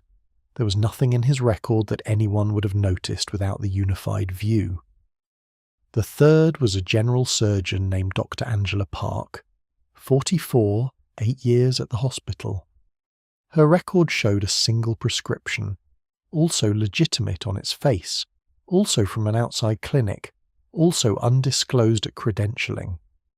Patricia Nguyen set down the report. She'd been chief of staff for 6 years. She'd handled physician performance issues before. A surgeon with a drinking problem, caught not through any clinical incident, but through a complaint from a nurse who had smelled alcohol during pre-op. A physician whose romantic relationship with a resident had created a conflict of interest that required careful structural management. Difficult situations handled quietly through the institution's established channels. This was not that. She called her deputy back into her office and asked a single question. How many surgeons were currently active in the cardiothoracic and vascular departments? The answer was 11. She asked the deputy to run the same prescription monitoring cross-reference against all 11 records, not just the 3 flagged ones. The results came back the following morning. 4 of the 11 surgeons had active opioid prescriptions. Daniel Harrow's was the most extensive by a significant margin, 6 prescriptions, the highest documented dose, the longest duration. But the other 3 were not minor. Thomas Reed's undisclosed prescription had been running for 5 months, Angela Park's for 3. The 4th surgeon, a name Patricia had not expected to see, a man who had been at the hospital for 22 years and was considered among the most reliable members of the entire medical staff, had 2 prescriptions, both undisclosed, going back 7 months. 4 of 11, more than a third. Patricia Nguyen sat with that number for a long time. Then she opened the hospital's occupational health policy manual and looked up the protocol for physicians on controlled substances. It was there. It had always been there. A clear requirement that any physician on a controlled substance prescription exceeding 90 continuous days was required to register the prescription with occupational health and submit to a functional assessment by an independent evaluator. The protocol had been drafted in 1998 and updated in 2001. It was in the manual that every physician received at credentialing. It was listed as mandatory. It had never been applied. Not once. Not to a single physician in the 6 years Patricia had been chief of staff, nor, as far as she could determine, in the years before that. The protocol existed with the specific completeness of a document designed to demonstrate compliance, rather than achieve it. Thorough on paper, absent in practice, a fire extinguisher mounted on the wall that no one had ever checked to see if it was charged. The reason was not malice. It was the same structural logic that had run through every point in this story where intervention was possible and didn't happen. A surgeon generating $3 million annually in hospital revenue is not a simple personnel matter. A surgeon with Daniel Harrow's reputation, his outcomes, his waiting list of patients who had travelled from 2 states away, reporting him to the licensing board, triggering a mandatory leave, opening an investigation, was an action with consequences that ran in multiple directions simultaneously. Patients would need to be transferred. Cases would need to be reassigned. The hospital's liability exposure during any gap in his care was real and calculable. The protocol said mandatory. The institution had calculated implicitly and without ever putting the calculation in writing that mandatory had an asterisk. Patricia Nguyen was looking at the asterisk. She made 2 phone calls that afternoon. The first was to the hospital's legal counsel. The second was to the chair of the Oregon Medical Board's Physician Health Program, a program specifically designed for exactly this situation, offering confidential assessment and supervised treatment for physicians with substance use disorders in exchange for compliance with monitoring conditions. The PHP chair told her something that stopped her mid-sentence. Daniel Harrow had already been referred to the program, not by the hospital, not by Ravi Okafor, not by Claire, who was still building her notebook and had not yet made her call to the licensing board. He had been referred 6 weeks earlier by a pharmacist at one of the walk-in clinics he'd been using, who had grown concerned enough about the prescription pattern to file a report with the monitoring program directly. The referral had been received. A letter had been sent to Daniel's home address. The letter had offered a confidential intake appointment and outlined the program's protections for participating physicians. Daniel had not responded. The letter was still in the Harrow house. Patricia found out later that Claire had intercepted it from the mail, recognizing the Oregon Medical Board return address, opening it, reading it, and then not knowing what to do with it for 3 weeks, holding this new piece of the map alongside everything else she had collected, recalculating. She had put the letter in her coat pocket, with the investment statement, with her notebook. She was carrying evidence of her husband's collapse in her coat pocket like ballast. The twist when it landed was not about Daniel alone. It was about the institution that had employed him, benefited from him, protected him through inaction, and was now discovering that 4 of its 11 surgeons were operating, literally operating, cutting into chests, holding hearts, while managing undisclosed opioid dependencies that the hospital's own protocol was supposed to catch and had never once touched. The question the system had been avoiding for years was now unavoidable. How many patients had been on those tables? And the answer, the number that Patricia Nguyen's deputy calculated from the surgical records of the 4 identified physicians covering the period of their undisclosed prescriptions, was 412. 412 procedures. All with clean outcomes, all completed, all, by the documented record, successful. Patricia Nguyen read that number and understood that it did not mean what it appeared to mean. Clean outcomes did not mean nothing had gone wrong. It meant nothing had gone wrong enough to generate a documented complaint. The space between those two things was exactly the space that Daniel Harrow had been operating in for 14 months. The space between a half-second delay and a provable incident, between a structural engineer's private notebook and a licensing board referral, between a protocol marked mandatory and a protocol never applied. The space was not empty. It was full of things that hadn't happened yet. Patricia scheduled a meeting with Daniel Harrow for the following Monday. She did not tell him the subject of the meeting. Her assistant sent a calendar invitation that listed the subject line as Administrative Review, the same category used for credentialing renewals and departmental budget discussions. Daniel accepted the invitation without follow-up. His calendar showed 2 procedures that morning and the meeting in the afternoon. He performed both procedures on Monday morning. Both went cleanly. He walked into Patricia Nguyen's office at 2 p.m.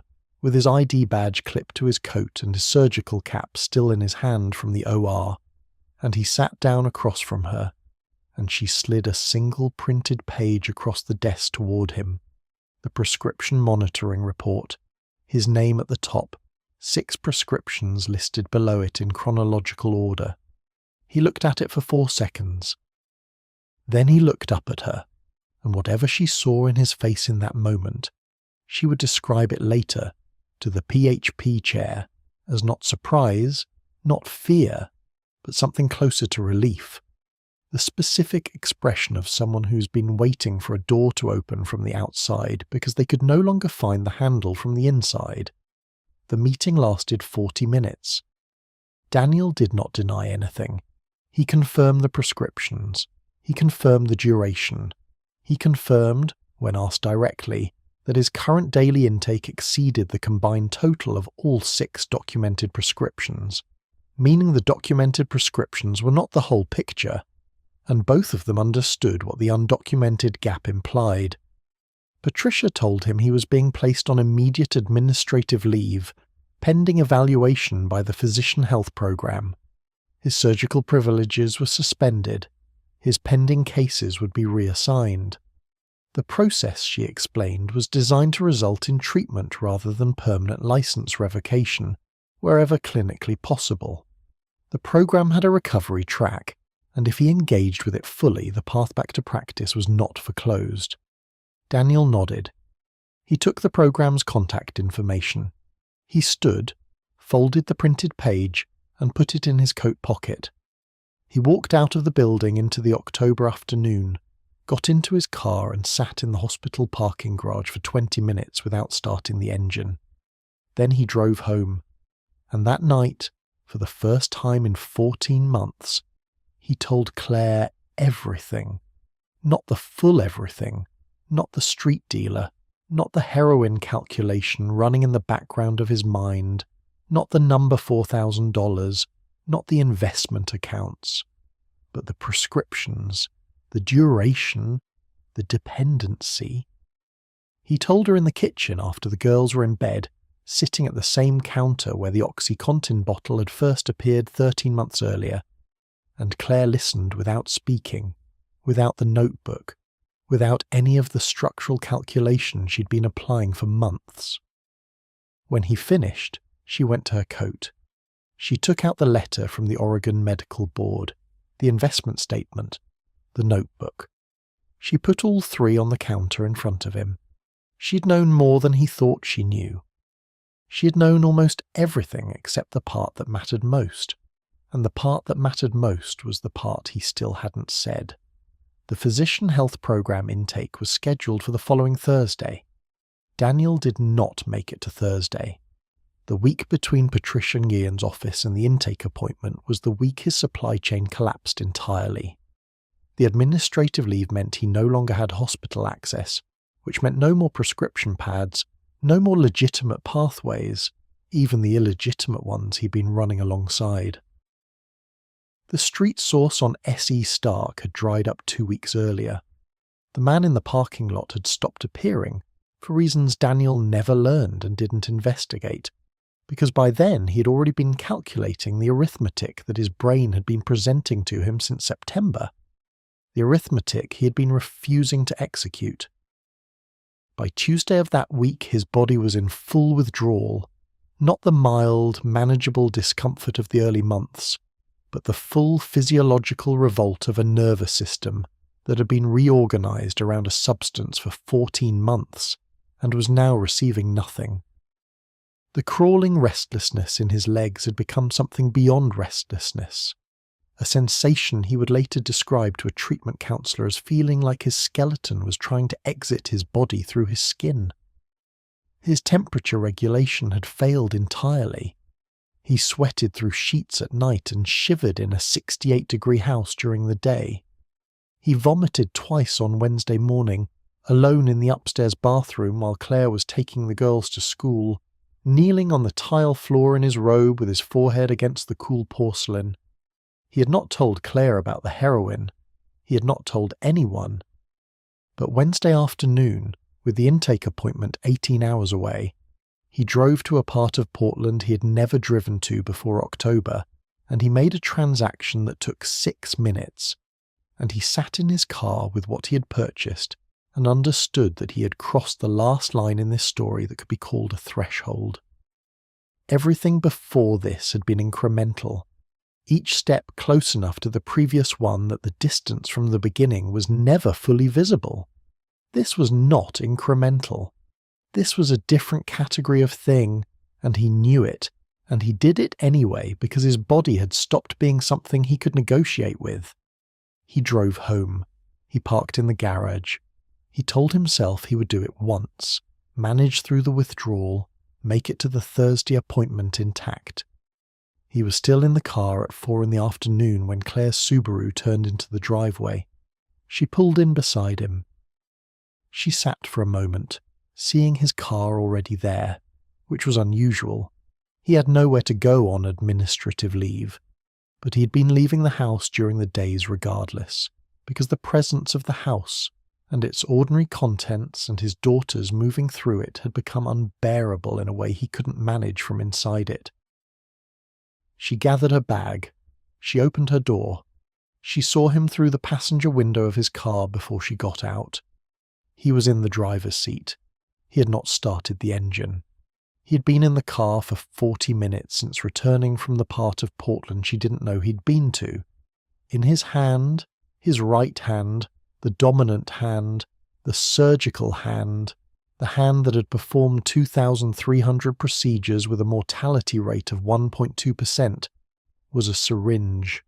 Not pills, not a prescription bottle, not even the crushed powder residue that she had not yet seen but might have understood as a progression from what she already knew.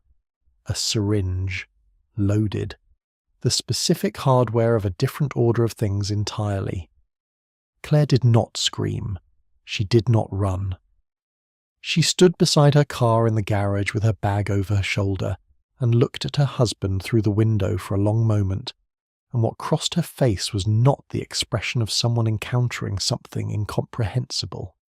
It was the expression of someone watching a structural failure they had been calculating for months finally present itself in its actual form, and finding that the actual form was worse than the model had predicted. She opened his car door. She did not take the syringe. She did not reach for her phone. She sat down in the passenger seat of his car in the garage with the door still open behind her, and she stayed there.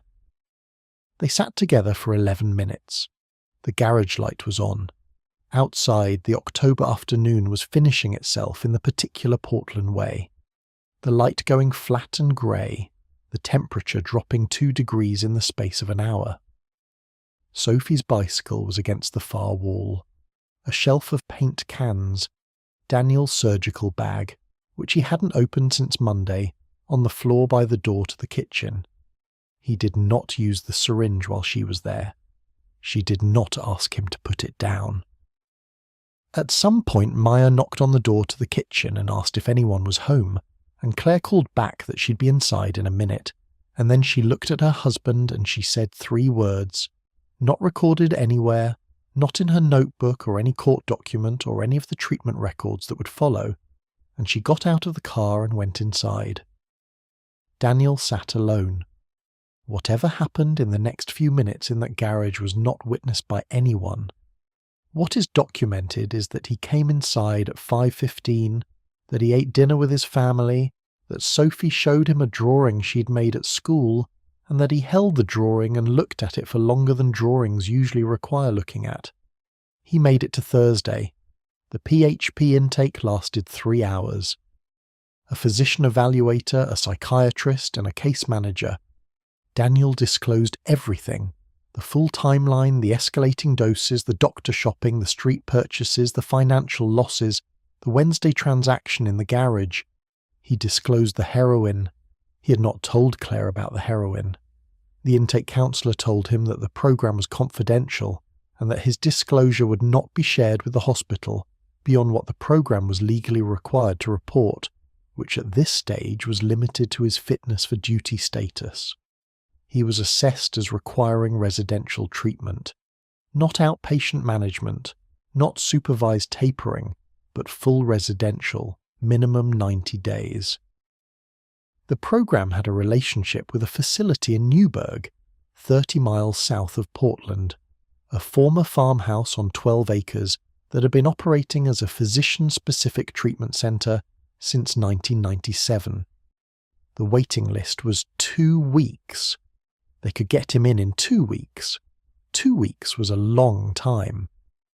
The interim management plan involved a medically supervised opioid taper, a controlled, decreasing dose of a substitute medication, buprenorphine, administered under daily monitoring to prevent the kind of acute withdrawal that had driven Wednesday's garage transaction.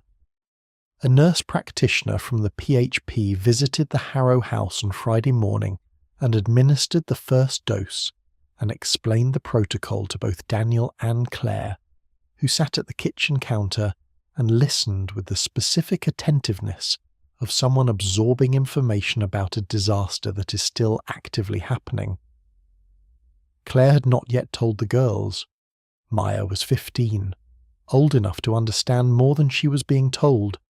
Sophie was 13, old enough to sense the structural pressure in the house, even without a vocabulary for it. Both girls had been told their father was taking a leave from work for health reasons. Both girls had accepted this with the particular silence of teenagers who have already decided to believe a manageable version of the truth because the unmanageable version is too large for the available space. The buprenorphine worked. The withdrawal stabilized. Daniel's temperature regulation returned. He slept for 11 hours on Friday night, the first continuous sleep he'd had in weeks, and woke up on Saturday morning in his own bed with his wife beside him and the October light coming through the curtains at an angle that had been the same angle for 7 years and felt in that moment entirely new. He went downstairs and made coffee. He stood at the kitchen window and looked at the back deck and the city below it, the view that had been the view from this house since 1999, and he was still standing there 20 minutes later when Claire came downstairs and found him. She poured her coffee. She stood beside him. They looked at the city together. It was the last quiet morning for a very long time, because what neither of them knew, standing at the kitchen window on that Saturday in October, was that the buprenorphine taper was managing the withdrawal, but not the underlying neurological reorganization. the deep structural changes in the brain's reward system that residential treatment was designed to address, but that no 2-week bridge protocol could touch, and what the brain that has been reorganized around a substance does during periods of managed stability is not rest. It waits. It maintains the pathways. It keeps the architecture intact, ready for reactivation, because the brain does not know the difference between a temporary interruption and a permanent change. The 2 weeks passed. Daniel was admitted to the Newburgh facility on a Tuesday morning. Claire drove him. They didn't speak much on the drive. She pulled into the gravel driveway and stopped in front of the farmhouse entrance, and they sat in the car for a moment. And then Daniel got out and took his bag from the back seat and walked toward the door and did not look back.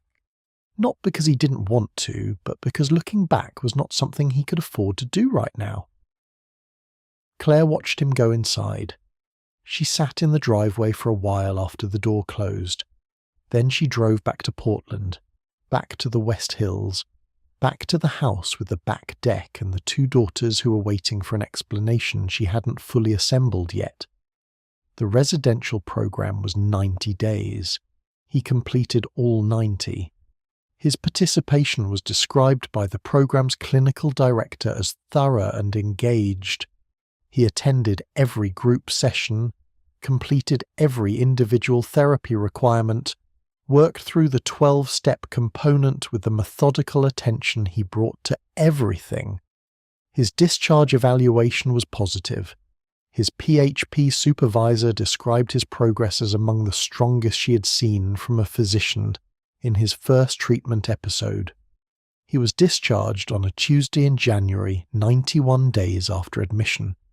He relapsed on day 94, not in a parking lot, not through a street contact, through the medicine cabinet of a neighbour's house, a social gathering, a bathroom he used, an unlocked cabinet containing a prescription for hydrocodone belonging to someone recovering from dental surgery. A single pill. One pill, taken in a neighbour's bathroom at a party that Claire had persuaded him to attend because re-engagement with ordinary social life was part of the discharge plan. The programme had told him, had told both of them, that relapse was common, that it did not constitute failure, that the appropriate response was immediate contact with the PHP and re-engagement with the programme. The data supported this. Multiple treatment episodes were the norm rather than the exception in opioid use disorder, and each episode added information and skills that improved the probability of sustained recovery. He did not contact the PHP.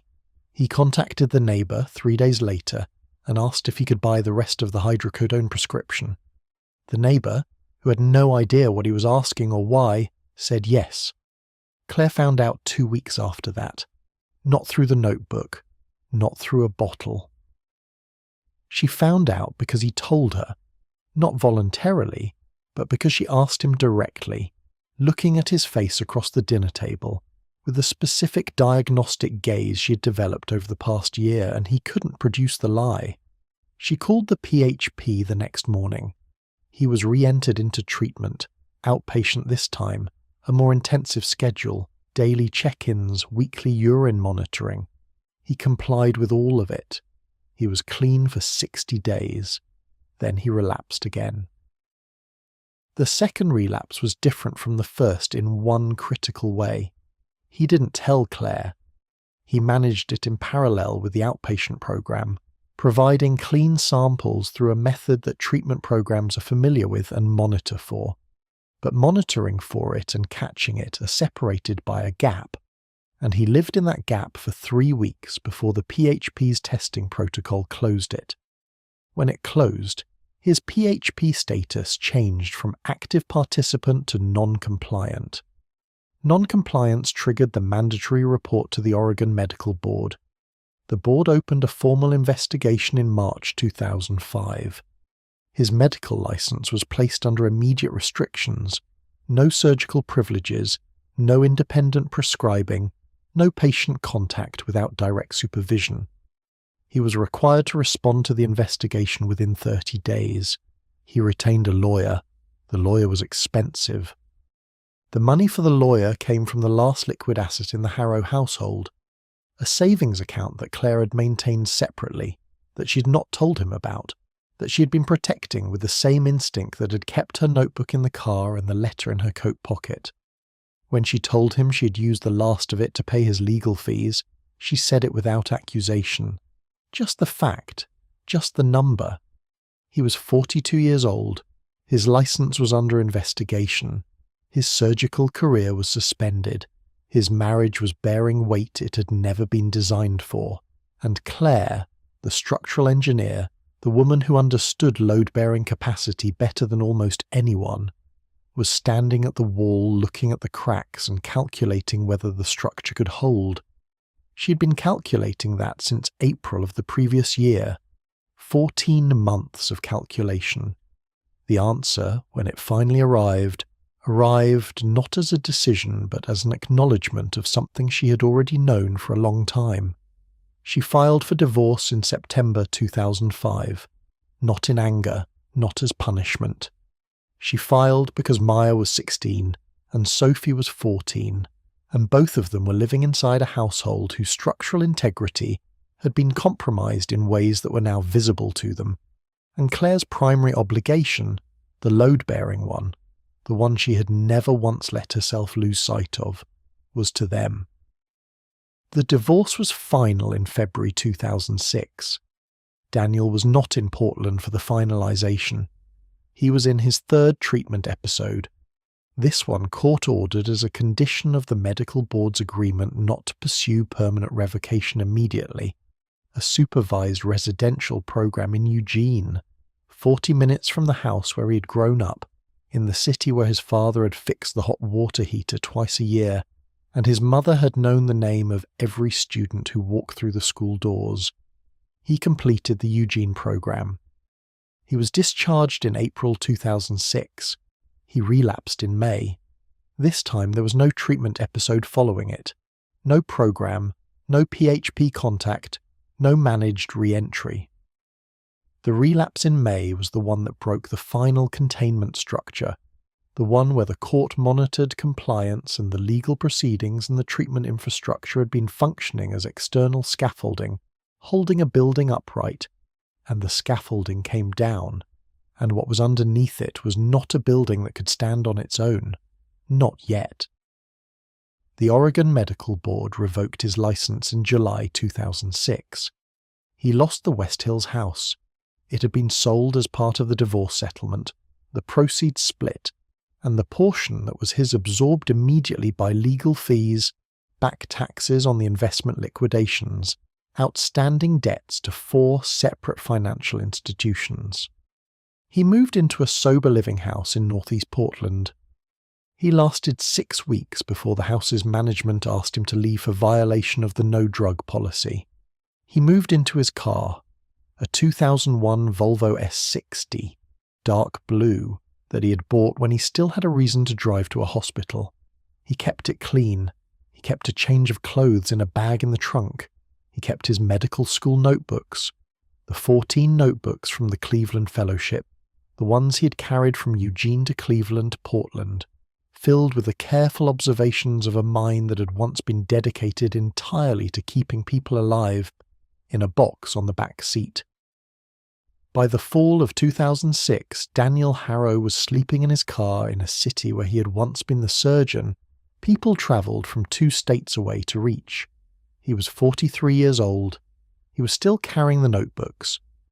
And somewhere in Portland, a paramedic named Elena Vasquez was beginning her 3rd year in emergency services, responding to overnight calls, administering naloxone to strangers in alleys, doing her job with the competence and steadiness of someone who had chosen the work deliberately and had not yet understood all the ways that choosing it would eventually circle back. The call would come. It always comes. The only question, the one that would sit unanswered for the next year, as Daniel moved from his car to shelters to the street and back again in a cycle that had its own brutal rhythm, was what happened when it did. The Volvo lasted until February 2007.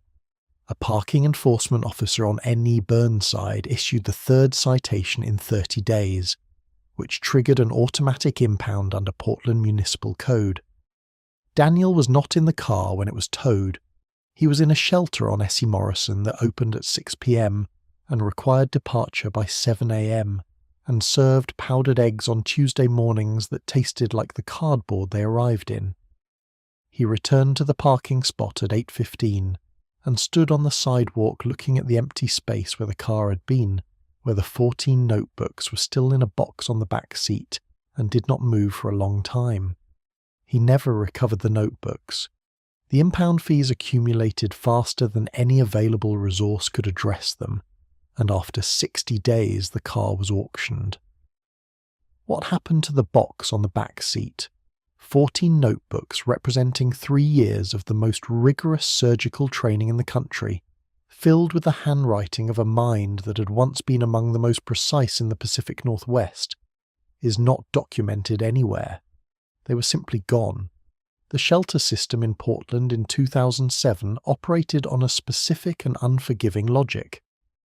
Beds were allocated by arrival time and availability, which meant that the people most compromised by their situations, most exhausted, most ill, most chemically dependent, were frequently the least able to navigate the system's requirements. Check-in windows, sobriety requirements that varied by facility, rules about storage, about behavior, about the specific kind of passivity that institutional accommodation demands. Daniel had spent his adult life in an environment where his expertise gave him authority, where his judgment was deferred to, where the systems around him bent to accommodate his schedule.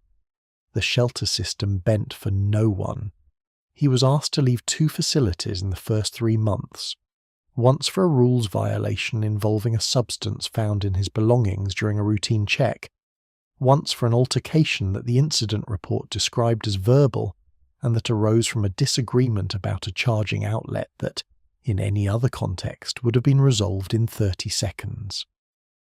He slept outside for the first time in March 2007, in a doorway on Southwest 4th Avenue that turned out to be only 4 blocks from the alley where Elena would find him 8 months later. The temperature was 38 degrees. He had a sleeping bag he'd obtained from a church distribution on Southeast Belmont.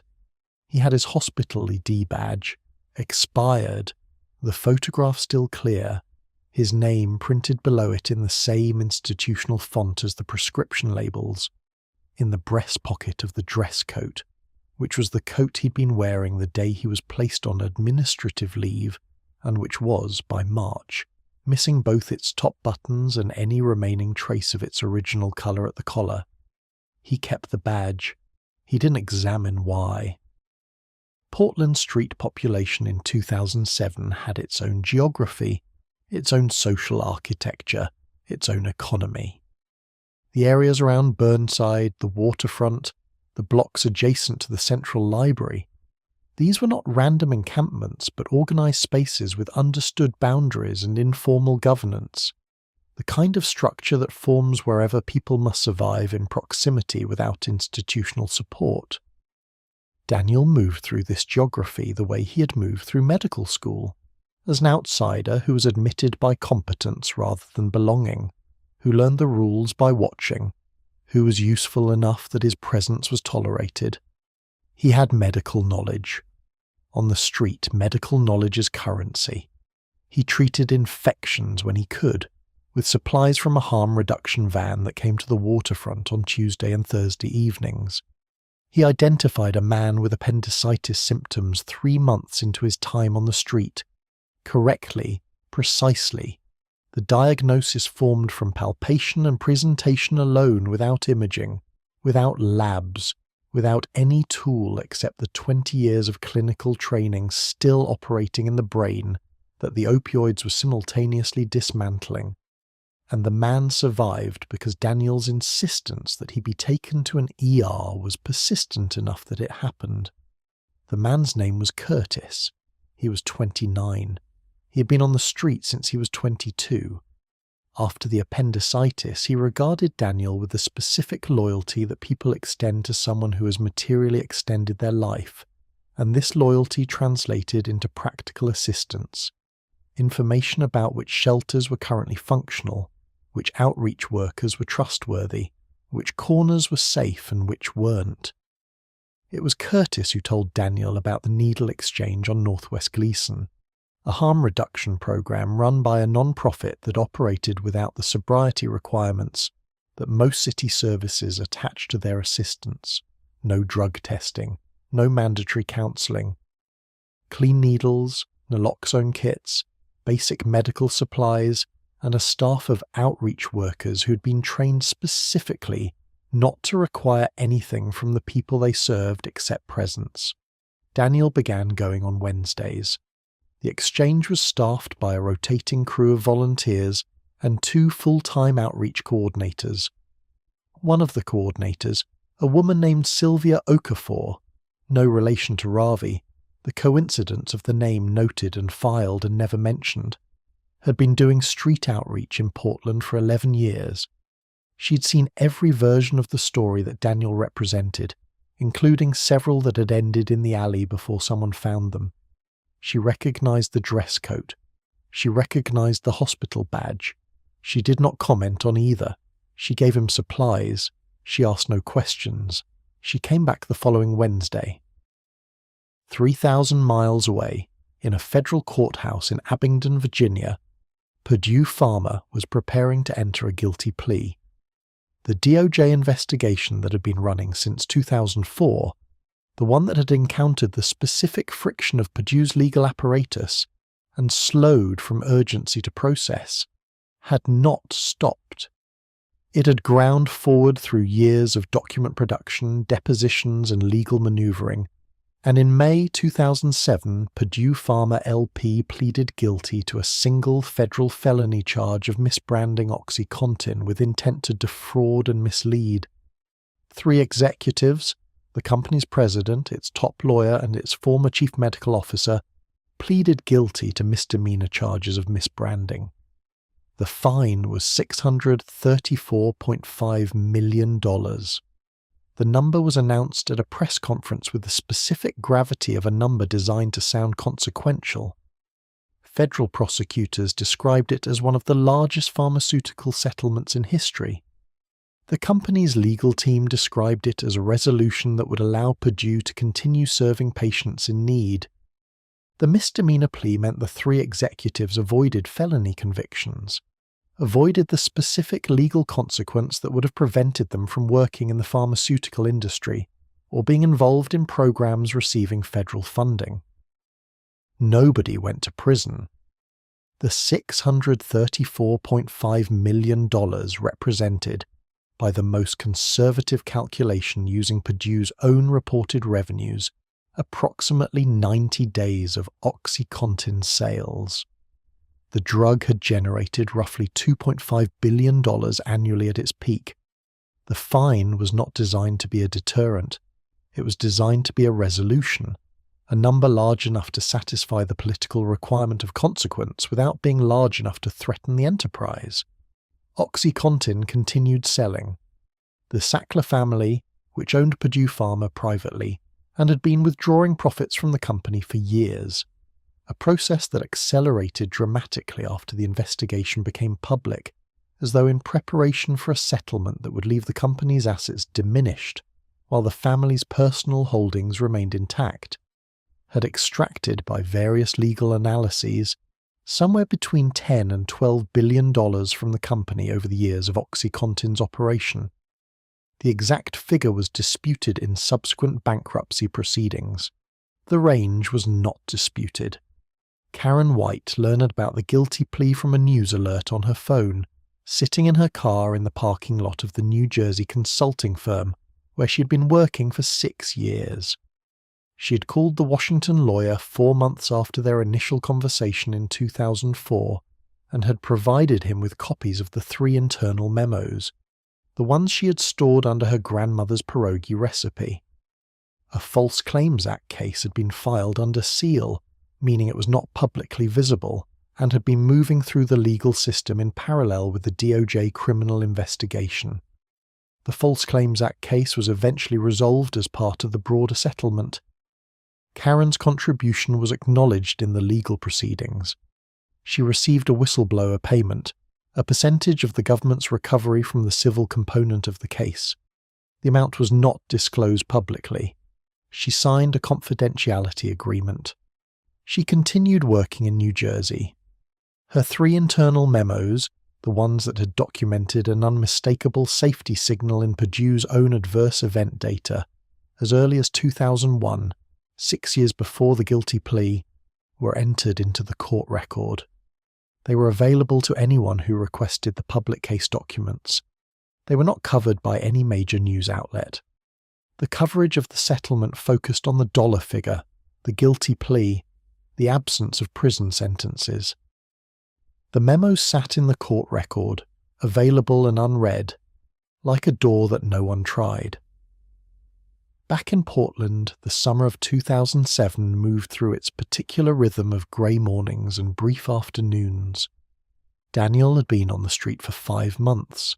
His weight had dropped to a point where his face had reorganized itself around its bones, the cheekbones prominent, the jaw defined, the eyes sitting deeper in their sockets than they had when he was 40. He was using heroin daily. He was also every Wednesday at the Needle Exchange on Northwest Gleason, where Sylvia Okafor gave him clean supplies and no demands, and occasionally a cup of coffee from the thermos she kept behind the table. In August, Sylvia mentioned a program. Not a residential program. She knew better than to mention residential programs to people who weren't ready for them, and she had developed, over 11 years of outreach, a fairly precise sense of the difference between someone who was ready and someone who needed more time in the presence of consistent, non-demanding care before readiness became possible.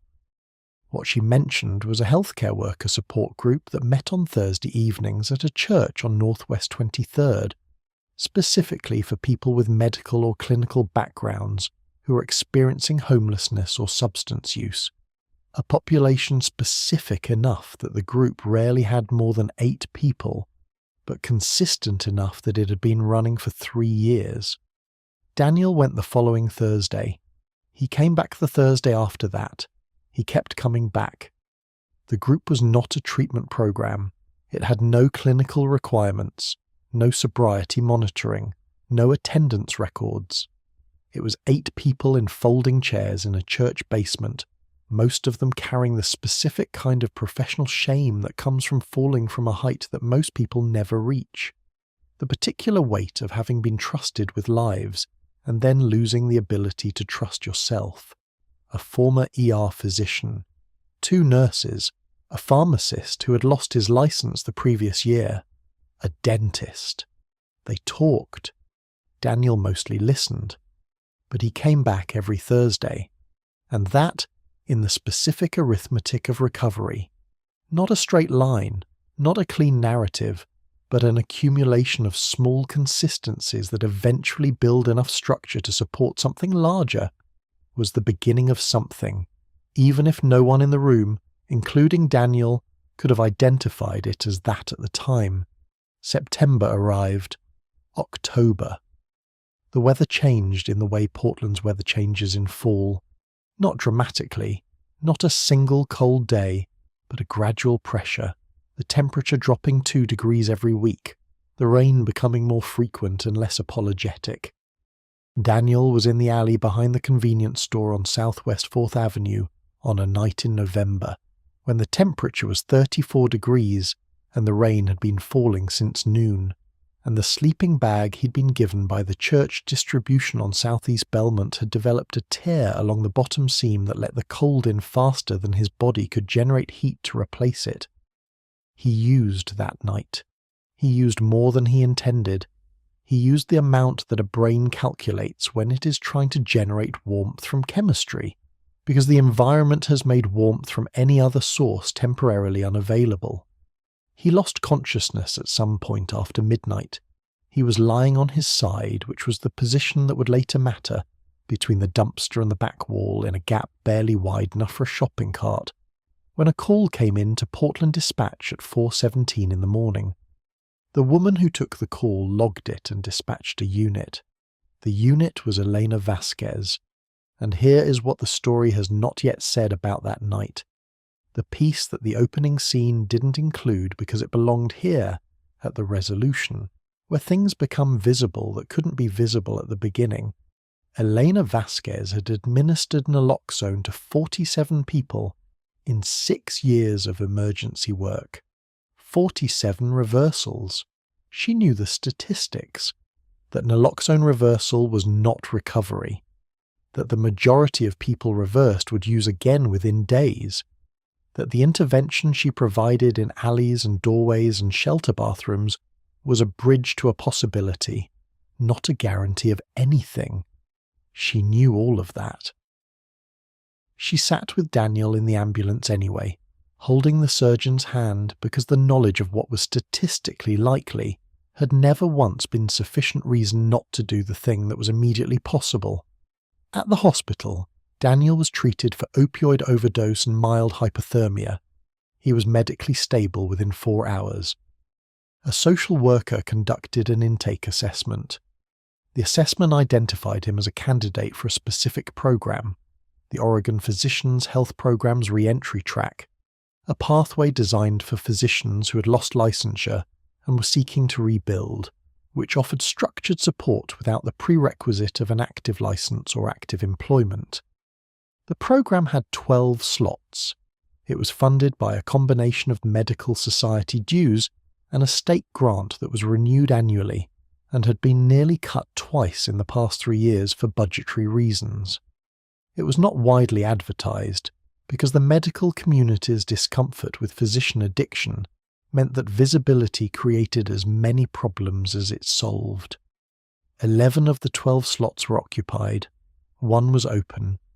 The social worker filled out the referral paperwork while Daniel was still in the hospital bed, before he was fully alert, because she had learned over years of doing this work that the window between a crisis and a person's return to their established patterns was narrow and required immediate occupation.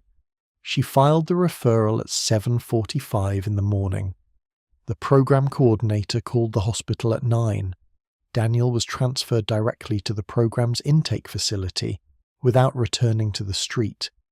He did not know when he left the hospital that the paramedic who had found him was the daughter of Marcos Vasquez. He didn't know her name. He didn't know anything about the ambulance ride except that someone had sat with him, which he remembered only as a warmth that didn't match the cold of the night, and that he couldn't, in the early days of his new sobriety, fully account for. What he also didn't know, what was happening simultaneously in a federal appeals court in Virginia while he was beginning his first week at the re-entry program, was that Purdue Pharma's 2007 guilty plea was being challenged by a coalition of state attorneys general who argued that the settlement had been insufficient, and the misdemeanor pleas for executives had created a blueprint for pharmaceutical corporations to externalize harm, collect revenue, and absorb penalties as operational costs without any individual facing proportionate consequence. The challenge produced a second round of litigation that would run for another decade. In 2019, Purdue Pharma filed for bankruptcy. The bankruptcy was a legal strategy, a mechanism that allowed the company to consolidate thousands of pending lawsuits into a single federal proceeding where the total liability could be negotiated rather than adjudicated case by case. The Sackler family, whose members had been named as defendants in many of those lawsuits, negotiated a settlement that included a payment of approximately $6 billion over time and, critically, a provision granting them immunity from future civil lawsuits related to OxyContin. A federal judge approved the immunity provision. An appeals court later struck it down. The legal proceedings continued. By 2020, more than 500,000 Americans had died from opioid overdoses since 1999, the year OxyContin sales began their most aggressive expansion. The number included people who had started with prescription pills and transitioned to heroin when the pills became unavailable or unaffordable. It included people who had never touched prescription and had used street drugs that were increasingly contaminated with fentanyl, a synthetic opioid 50 to 100 times more potent than heroin, which had entered the supply chain in the mid-2000s and transformed the overdose landscape entirely. The 500,000 was a cumulative figure, which means it arrived in the public consciousness the way cumulative figures always do, as a number too large to hold, absorbed as statistic rather than experienced as individual loss, each individual contained within it, having had a name and a face and a set of hands and a thing they were good at before the arithmetic changed. Daniel Harrow was not in that number. He was in a re-entry program in Portland, in a room with a single window that looked out at a parking lot, making his bed with hospital corners out of habit, waiting to find out what came next. What came next was not clean. It was not linear. Recovery from opioid use disorder at the level of dependence Daniel had reached does not resolve in a single treatment episode, or a single moment of clarity, or a single act of institutional intervention. The brain that has been reorganized over years does not reorganize itself back in weeks. The neural pathways built around drug-seeking behavior persist long after the behavior stops. They are not erased, only gradually weakened through disuse, gradually overlaid by new patterns that compete with them for dominance, gradually made less automatic by the accumulation of time and alternative experience. He remained in the re-entry program for 4 months. He was discharged in March 2008 into a sober living house that was cleaner than the 2 he'd been asked to leave in 2006, managed by a woman who had a no-nonsense policy about violations and an equally no-nonsense policy about second chances, which she distinguished on the basis of honesty rather than perfection. He did not relapse that spring or that summer. He relapsed in November 2008, a single use, disclosed within 24 hours to his program supervisor, processed through the re-entry program's relapse protocol, met without the mandatory reporting consequence that had ended his 3rd treatment episode in 2005. The protocol existed specifically because the research on opioid recovery had, by 2008, made it clear that treating relapse as failure rather than as a clinical event in a chronic condition produced worse outcomes than treating it as information. He did not relapse again. Not in 2009, not in 2010. The Oregon Medical Board reviewed his case in 2011, 4 years after license revocation. The review was initiated by Daniel, a formal petition for reinstatement, supported by 4 years of documented sobriety, PHP compliance records, character letters from his re-entry program supervisor, from Sylvia Okafor, from the Thursday night group at the church on Northwest 23rd. The board reviewed the petition for 8 months. They denied it. Not permanently. The denial included a pathway to reapplication after an additional 2 years of demonstrated compliance, with the possibility of a restricted license that would allow supervised clinical work rather than independent practice. The board's written decision cited the duration and severity of his dependency, the specific nature of his relapse history, and the particular obligations of trust that surgical practice placed on physician licensure. Daniel read the decision at the kitchen table of his sober living house, which was not the West Hills house, and was not the Volvo, and was not the alley on Southwest 4th Avenue, and he put it down and made coffee and went to work. He had been working since 2009 at a medical equipment supplier in Northwest Portland. Not clinical work, not surgical, but work that required his anatomical knowledge, his ability to communicate with physicians and hospital purchasing departments, his understanding of procedural requirements. It paid considerably less than his surgical salary. It required him to be in the same building as hospitals without being in them, which had its own particular texture in the early months, and then became, gradually, simply the job. He reapplied to the board in 2013. The restricted license was granted in September of that year. It allowed him to work in clinical settings under supervision, Not surgery, not independent procedures, but clinical consultation, patient assessment, the work adjacent to the OR rather than inside it. He was 49 years old. He had not operated in 9 years. He did not apply for full reinstatement. The restricted license was what he had, and he worked within it, and the question of whether he wanted more than that, whether the desire to operate again still existed somewhere in the brain that had been rebuilt from so many directions, was not one he spent time with in public. Claire had remarried in 2009. She and the girls were in Seattle. She had taken a position with a structural engineering firm there in 2007, the year after the divorce was finalized, the same year Daniel was sleeping on Southwest 4th Avenue. Maya was 24 by the time his restricted license was granted. Sophie was 22. Both of them had maintained contact with their father through the years of his homelessness and treatment. Not consistently, not without interruption, not without the specific cost that maintaining contact with a parent in active addiction extracts from children. But the contact had not ended. That too was a number, not a clean one, not a triumphant one, just a fact. The contact had not ended.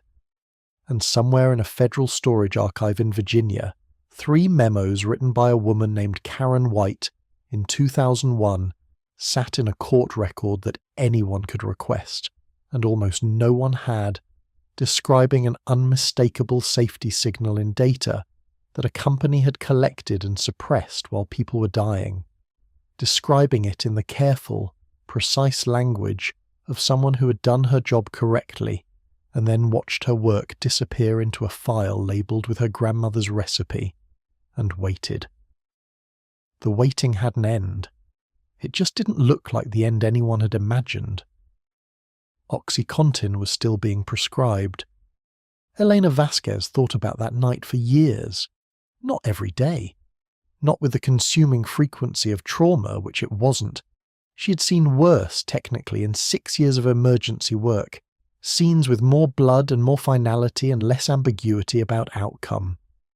What she thought about was the specific detail of his hands, the trimmed nails, the surgical stillness even in unconsciousness, the way a person's training persists in their body long after everything else has been stripped away, encoded in muscle and bone below the reach of whatever is dismantling the rest. She had not known, riding back from the hospital that November morning, whether he would survive the week. She found out 3 months later, through a channel she hadn't expected, a mutual contact in the hospital's social work department who mentioned, without identifying the patient by name, that the man from the Southwest 4th Avenue call had been connected to a re-entry program and was currently stable.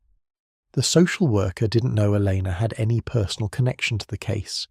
She was sharing information the way people in that work share information, as evidence that the system occasionally functions, offered to the people whose job puts them upstream of the outcomes they rarely get to see. Eleanor asked no follow-up questions. She filed it in the category of things she knew and didn't need to verify further. She kept working. She got better at the job in the way that people get better at difficult things, not by becoming less affected, but by developing a more precise relationship with the parts of it she could control and a more honest accounting of the parts she couldn't.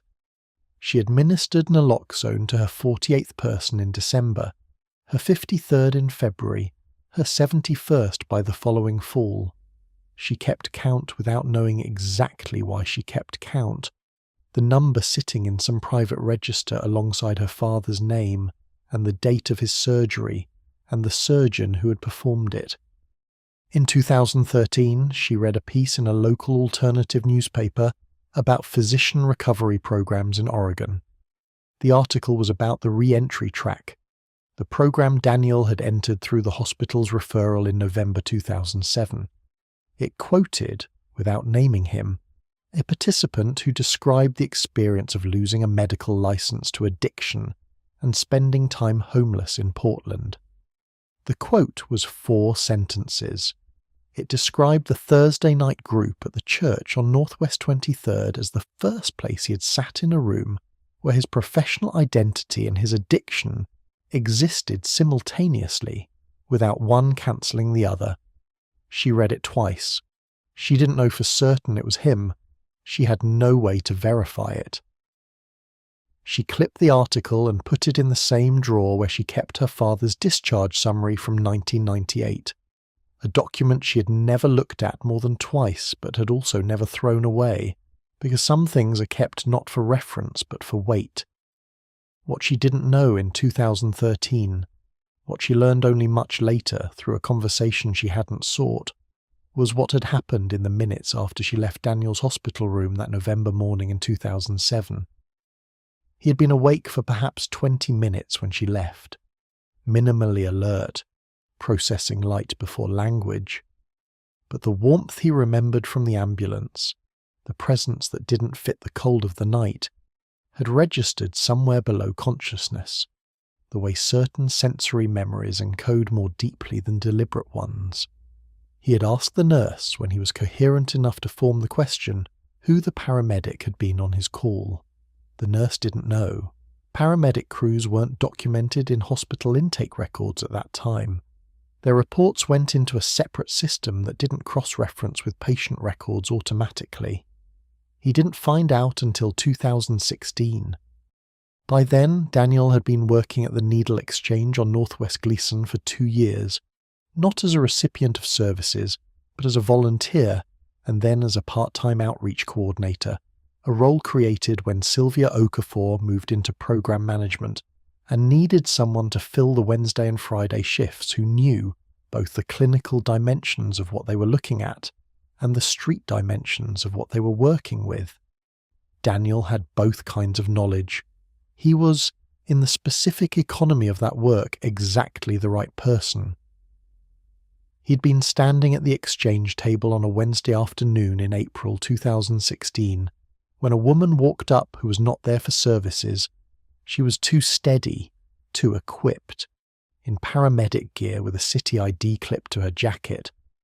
She was doing a community outreach rotation, a newer initiative connecting emergency services with harm reduction programs to improve post-overdose follow-up protocols. She introduced herself to the program coordinator. The coordinator pointed her toward Daniel. He looked at her. She looked at him. The recognition moved across her face first.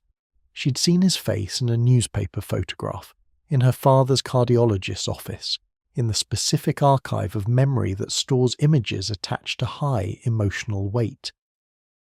The recognition moved across his face a moment later, because he didn't know her face, had never seen her face, but she was wearing a city paramedic ID, and her name was on it, and he had spent 9 years carrying the unanswered question of who had sat with him in the ambulance, and the question was answering itself in real time, standing at a table on Northwest Gleason on a Wednesday afternoon in April. They didn't speak for a moment.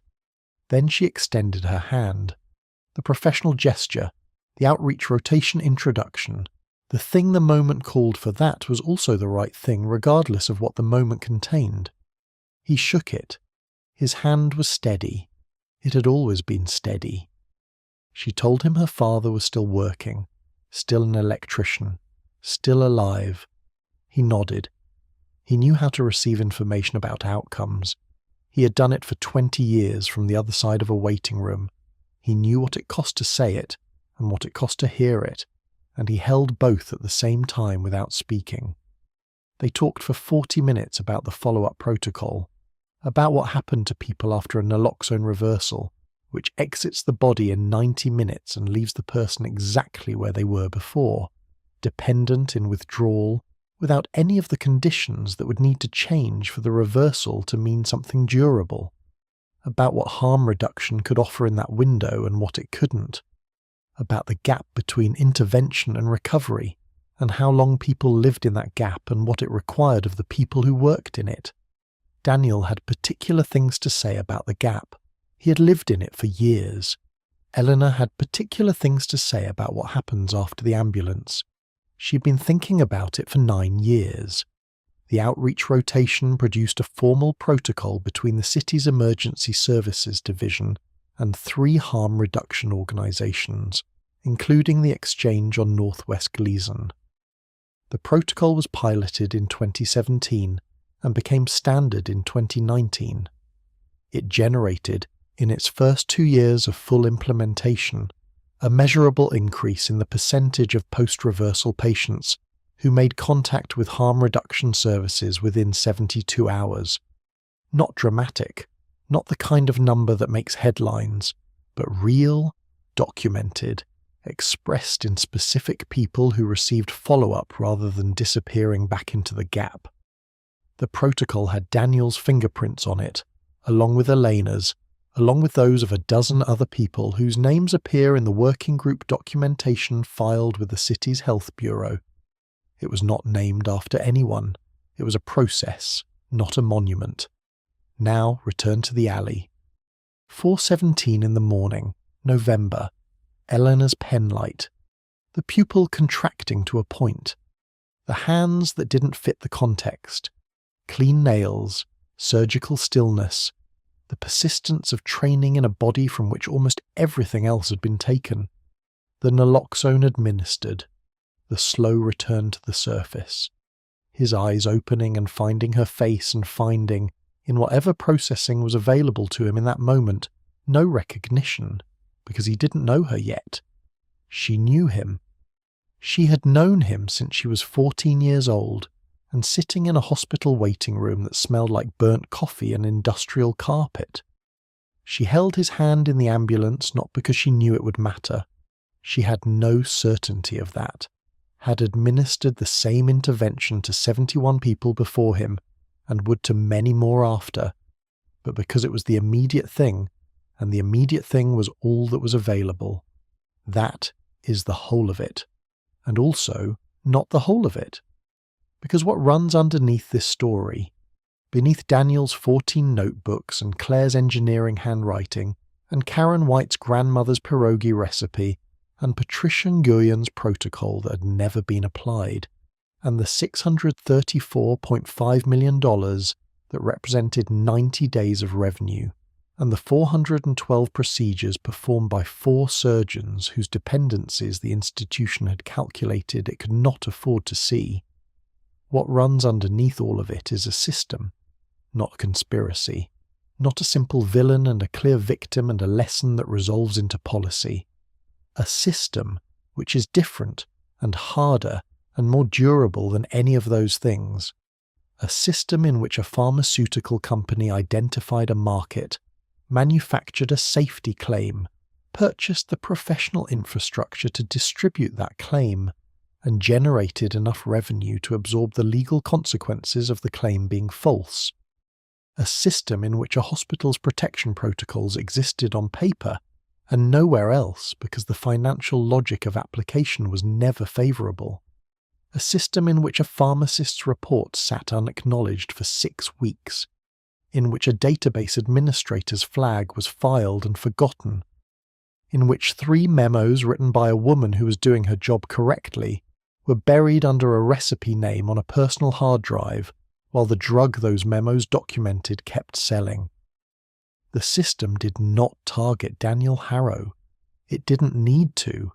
It operated indiscriminately on surgeons and electricians and rural teenagers in Kentucky and suburban mothers in Ohio, and every person whose brain encountered oxycodone at the wrong moment in the wrong dose for the wrong duration and reorganized itself around it before anyone, including themselves, understood what was happening. Daniel Harrow is currently in recovery. He has not performed surgery in nearly 20 years. He holds a restricted clinical license in Oregon that he has maintained without violation since 2013. He volunteers 2 days a week at the needle exchange on Northwest Gleason. Not on the clinical side, not as a physician, but at the table, with the supplies, with the coffee that Sylvia Okafor taught him to keep in a thermos. He does not speak about the years between 2004 and 2007 in terms of waste. He doesn't speak about them in terms of ruin. He describes that period the way a surgeon describes a case that didn't go as planned. as a sequence of decisions and circumstances whose outcome informs everything that came after, that is still being processed, that is not finished. He is 61 years old, the same age Marcos Vasquez was when Elena's father collapsed at the job site and a surgeon met the ambulance and scrubbed in within 11 minutes. He keeps no notebooks. He found, at some point in the years of rebuilding, that the need to record everything, to fill 14 notebooks with the careful observations of a mind dedicated to getting things exactly right, had been replaced by something else, not the absence of precision, a different relationship with it. The precision turned outward rather than inward, toward the people at the table on Wednesday afternoons rather than toward the performance of his own competence. He still has the hospital ID badge. The photograph is 20 years old. The expiration date is 20 years past. He keeps it in a drawer, not on his person, in the apartment in northwest Portland where he has lived since 2011, 4 blocks from the church on Northwest 23rd, 7 blocks from the Needle Exchange, 11 blocks from the alley on Southwest 4th Avenue. Purdue Pharma no longer exists under that name. It emerged from bankruptcy in 2021 as Knoa Pharma, a new entity with new branding, its assets restructured and its liabilities distributed across the settlement. The Sackler family name was removed from museum wings and university buildings in institutions across the country, a process that generated significant coverage and significant debate about whether the removal of a name constitutes accountability or merely the appearance of it. The family retained its wealth. OxyContin is still being manufactured. It is still being prescribed. Its label now carries stronger warnings than the original, and the extended release formula was eventually modified to resist crushing, the reformulation that Purdue had possessed the technology for since the late 1990s and delayed for more than a decade. The modification was made in 2010. By that point, the pipeline of people who had transitioned from OxyContin to heroin, and then, after heroin to fentanyl, was wide enough that the reformulation's impact on the overall opioid crisis was measured as modest. Karen White's name does not appear in any news coverage of the OxyContin litigation. Her memos appear in the court record. Her whistleblower case was resolved under seal. She continues working in healthcare consulting in New Jersey, in an office park off Route 1, in a building whose lobby has a coffee cart and a security desk, and no indication that the person who passes through it twice a day once kept the most important documents of a pharmaceutical crisis in a folder named after her grandmother's cooking. She's never given an interview. She's never been asked to. The 500,000 dead, the cumulative opioid overdose mortality figure through 2020, continued climbing after that year. The fentanyl contamination of the street drug supply, which had been spreading since the mid-2000s, meant that the crisis that Purdue's drug had ignited was now running on a different fuel, in different populations, through different pathways, at a scale that bore a causal relationship to OxyContin, but could no longer be reduced to it. 500,000 is a number. It is also each individual person, each with a name. Elena Vasquez administered her 143rd naloxone reversal in October 2023. She has been a paramedic for 22 years. She is 41. Her father, Marcos, retired from electrical work last spring. His cardiologist told him his heart was in better shape at 68 than most men's at 50, which Marcos received with the specific satisfaction of someone who has outlived a prognosis. He doesn't know the surgeon who saved him is now working at a needle exchange 7 blocks from where that surgeon once slept in an alley. He doesn't know any of the rest of it either. Eleanor has not told him. Some things are kept not for sharing but for carrying, held privately, the way certain weights are held, because putting them down would mean acknowledging how long you've been holding them. On the last Wednesday of every month, Daniel sets up the table at the exchange an hour before opening. He arranges the supplies in the specific order that Sylvia taught him, which is not the order he would have chosen, but which he has maintained because Sylvia knew the work before he did, and the order is the order. He makes the coffee, he waits, people come, he gives them what they came for, he asks nothing. He comes back the following Wednesday and does it again. He does not know if any of them will be all right. Neither does anyone else. That uncertainty is not the point, and it is not the reason he comes back, and the reason he comes back is not something he has articulated, because articulating it would require reducing it to a size it doesn't fit. He comes back because the table is there, because the coffee needs to be made, because the Wednesday after the previous Wednesday is a Wednesday, and the work is the work. Outside, on the corner half a block from the exchange, a streetlight has been out for 6 weeks. The city's maintenance queue has it logged. The repair is scheduled. It hasn't happened yet. The people who walk past it at night navigate the dark the way people navigate any persistent absence, by developing slowly and without choosing to an accurate internal map of where the light used to be.